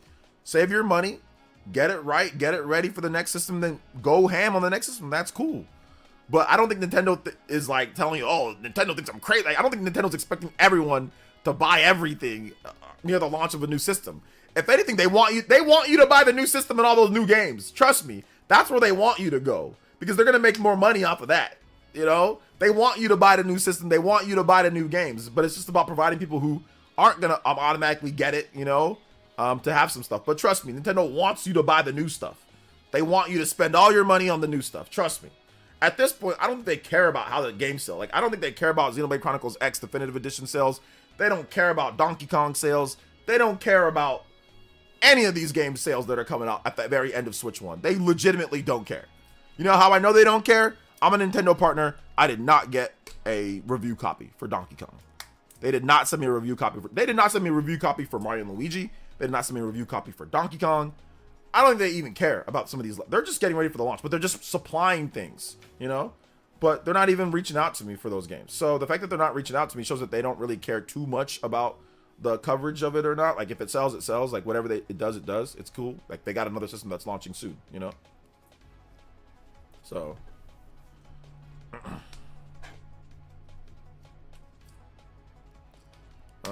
I mean, there's still some good games to buy on Switch 1. The new Lunar Grace just dropped. Lunar? The new Lunar. Yeah, the Tales of Grace's F just dropped, yeah. Xenoblade X coming out. Yeah, there's some good stuff. And for those who want it on there, we'll buy it on there. For those who don't, save your money, put it to Switch 2. It's cool. It's called options, man. Options are good. Options are good. Options are not bad, brothers and sisters. Ladies and gentlemen, boys and girls, options are not bad. Options are good. Having the grace and having the ability to have games leading up to the launch of a new system is a blessing. Trust me. I've been in the dark ages of the Wii to the Wii U. I've been in the dark ages, bruh. We've seen the dark ages. You don't want to go back to that. Trust me on that one. You don't want to go back to the dark ages. Brothership is alright. It's cool. The Great Wall. So you don't want to do that. Or even the Wii U to the Switch. Like, Nintendo, there was some games from, like, the Wii U to the Switch. I mean, they definitely dropped some stuff, but it wasn't great. Like, it wasn't as good as, like, Donkey Kong or, like, you know, Xenoblade. I mean, they did drop some... Don't get me wrong. They did drop some stuff. Never mind. They did drop some stuff. I mean, what did they... That last year, they had Pokken Tournament. They had Tokyo Mirage Sessions. They had Twilight Princess. Those were good. But then they had, like, trash. Then they had, like, Ultra Smash... I don't remember there was more games in 2016, but they weren't that great leading up to the launch of the Switch 1. Like, I think that the Switch 1 had a better, like, previous year and then following year leading up to the launch. Ultra Smash was 2015. Was that 2015? What was, oh, Color. Paper Mario Color, whatever. Color Splash or Color, whatever that was. Okay, I got those two games mixed up. Yeah, I think that was Color Splash or whatever that was. They had that game. So that was 2016, right? So, you love the Dark Ages, though? Yeah, Doom the Dark Ages that's coming out. You like that game? So yeah. I don't remember the PS2 launch lineup. I think we talked about it the other day, though. I didn't have the money for a PS2, so I couldn't play it. I never had the money for any launch, except for, like, the only time that I started getting into the launch was the 7th generation. With PS2, I couldn't afford a 360 at launch, but I could afford, sorry, not the 7th, that's the 6th generation. The 7th generation. I couldn't afford a Xbox 360 at launch in 2005, but I started getting some money in 2006. That's when I started getting some money. And I bought a Wii at launch. I bought a Wii and I bought Twilight Princess. And did I buy Excite Truck? I don't think I did. I think I just bought Twilight Princess. That was the only other game I bought. But I had enough money for that. I did not have the money for a PS3, though. I did not. I mean, I could have if I spent, like, another check, but I was like, nah, there's not really anything that interests me. I just wanted to play Wii Sports and Twilight Princess. But, yeah, the PS4, Xbox, or the Wii U launch, I had enough money for that. The PS4 launch... I had the money to buy, but there was nothing that I wanted. The Xbox One launch, I had the money to buy, but there was no game that I wanted. I waited until The Last of Us Remastered came out, and I think I bought, like, a bundled, like, Last of Us Remastered for the PS4. My brother bought me an Xbox One when The Witcher 3 came out, like around the time that The Witcher 3 came out. So I bought that game, and he gave me the Xbox One. And then PS5, Xbox Series, obviously, I'm in like full content creator mode, so I bought those. Shouldn't have though. I bought a PS5. I'm like, all right, you know, bought a PS5. I don't think I bought any games with it. Oh no, what did I buy? No, I bought an Xbox One and I bought Borderlands 3. I bought Borderlands 3 for like cheap. I think I just bought I had just like backwards compatible games. That's all I did. I just played games backwards compatible. But I don't think I bought any games with my PS5 or my Xbox Series, like any new games. No, I didn't buy any. And then I was like, all right, here we go. Returnal, Ratchet and Clank. I'm gonna get into it. Bro, I was never the same after those two games. I was never the same after those two games. I said, I cashed out right there. I said, I'm done. And I said, I'm only going to buy like my RPGs that I know I'm going to like. And that's what I've been doing since then. Like, I got a lot of PS5 games, but it's a lot of games that are also on PS4. It's like Visions of Mana. It's like, I did buy Stellar Blade. Like, it's like certain games here and there. Astrobot. But I just said I'm good. Like there was a while before I bought like another like big like game at launch, after Returnal, and I spent $170 between those two games, and man, that was a mistake for me, at least for me. Those are good games, but hell, $70 a pop for those? Hell nah. Nah, fam, not for me anymore. So, but yeah. I did buy Stellar Blade brand new, and I thought that was good. I bought SMT5 Vengeance brand new. That was $60, even though it's a it's a Wii game, or sorry, Switch game. But that was worth it. I spent that a lot. I bought what else did I buy? I don't think I bought anything else last year. I bought Metaphor, obviously Metaphor. I bought Metaphor, so there was that. No, I didn't get Spider-Man 2 or God of War Ragnarok at launch. No. I'll get them and play them eventually, but no, I didn't buy them. And the reason why I didn't buy them at launch is because 2023 it was stacked, right? There was a lot of games in 2023. I just wasn't hyped for Spider-Man. I played Spider-Man on the PS4, and it's good, but I'm just not the biggest fan of Spider-Man. I played God of War 2018. I played that. I beat it. I thought it was okay, but I like old God of War. I like God of War 1, 2, and 3. I like that. I do not like the new God of War as much. I think that there's a lot of better aspects about the new God of War. Some of like the story and some of the pacing and things like that. You know, there's definitely some good things. But combat-wise, like I was really missing the air combos and the things that it used to do in the past, especially God of War 3. The combo system was crazy. Like all the different like relics you can use and stuff like that to like mix things up. So I wasn't really hyped for God of War Ragnarok, because of that. It's still a good game though. It's still God of War Ragnarok's awesome. Like it's still good, but I ain't buying them for 70. I mean, I'll get them eventually, but I ain't buying it for like 70. Nah. So I just decided to start just buying the stuff that I know that I'm gonna like. So on PS5, so I bought like Metaphor. I know I'm gonna like Metaphor. I know I'm gonna like Stellar Blade. I know I'm gonna like Astrobot.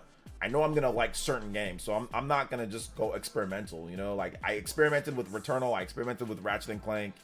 I've never been a huge Ratchet and Clank fan. I do like it, but I've never been a huge Ratchet and Clank fan. Returnal, I had no idea if it was gonna be good or not. I just bought it because I wanted something to play. But yeah, after those two, nah, I ain't gonna really, unless I know I'm really gonna like something, I ain't buying it for 70. I have to know that I'm gonna like it. I ain't buying it for full price or no, unless I know. So Visions of Mana, I didn't know if I was gonna love Visions of Mana, but I ended up buying it for like 30 something, and it ended up being really good. I'm playing Visions of Mana on my PS5. It's great. It loads fairly fast, and it's a good game. So I'm enjoying Visions of Mana, but it's not a game that I was gonna drop $60 on day one. And now that I got it for cheaper, it's good, and I'm enjoying it. I'm having fun. But I'm playing it at my own pace. I'm not like really like rushing through it or anything like that. So yeah, that's what I'm gonna do going forward. Like unless I know for sure. Yeah, then I'll rush out there and I'll buy it day one. But if I don't know for sure, nah. I don't have PS Plus. I don't. I'm so ghetto. I don't have PS Plus. I don't have, the only subscription service I have is NSO.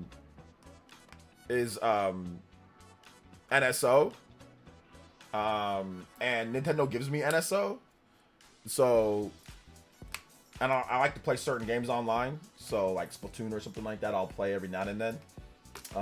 So I'll buy it for that. But yeah, I don't really have subscription services. I'm not a subscription service guy. So if there was anything that I wanted to play online on PlayStation, I would have their subscription service, or Xbox, I would have it. But there's nothing that I want to play online, so that's the reason why I don't have their subscription service. The Bouncer, I played the Bouncer back in the day. I rented it on the PS2. I did see the Astral Chain rumor. I'll cover it on tomorrow's video, and I'll run it by somebody that I know.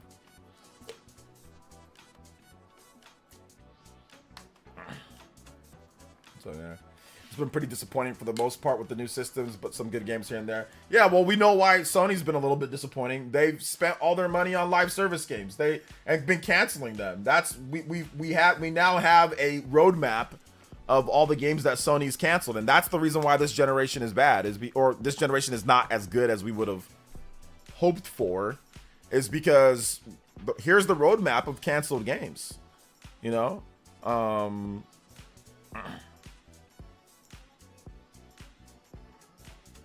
So here's the roadmap of canceled games. The roadmap of canceled games are this right here, man. We've got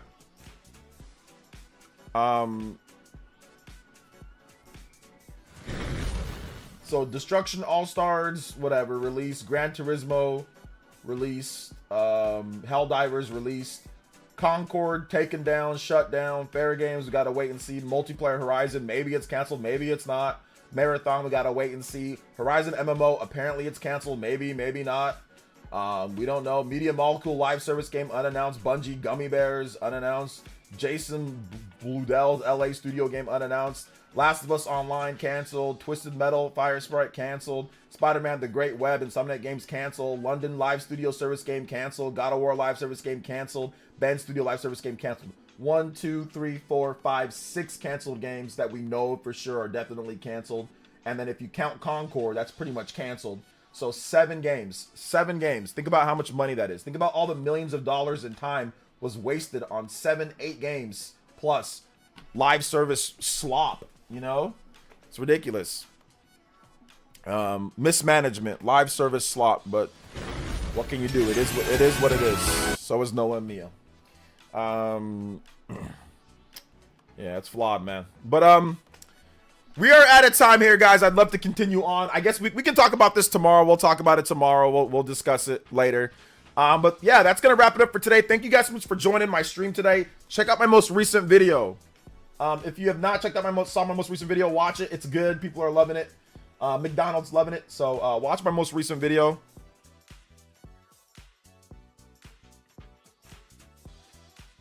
All right, I'm gonna link it for you guys here. Here's the vid. Nintendo Switch 2 news. Nintendo Switch Switch 2 news and more. So watch that video, guys. If you have not seen it, watch it. It's very good. Goes over all the latest Nintendo Switch 2 news. So, all right, guys, I love y'all so much. Thank you for the donos. Thank you for the Elite Ninja memberships. Thank you guys for the viewers. We had 700 plus viewers across all the social media. So thank you guys. Shout out to the Twitter fam. Shout outs to the YouTube fam, Twitch fam. 200 plus viewers. We actually hit 300 viewers on YouTube. So that's good stuff too. So thank you guys so much for watching. Thank you guys for being awesome. We'll be back tomorrow, hopefully for the Xbox Direct. If not, we'll be back afterwards to just talk about it. So, all right, guys, love y'all so much. And we'll see you guys for the next one. Peace out, homies.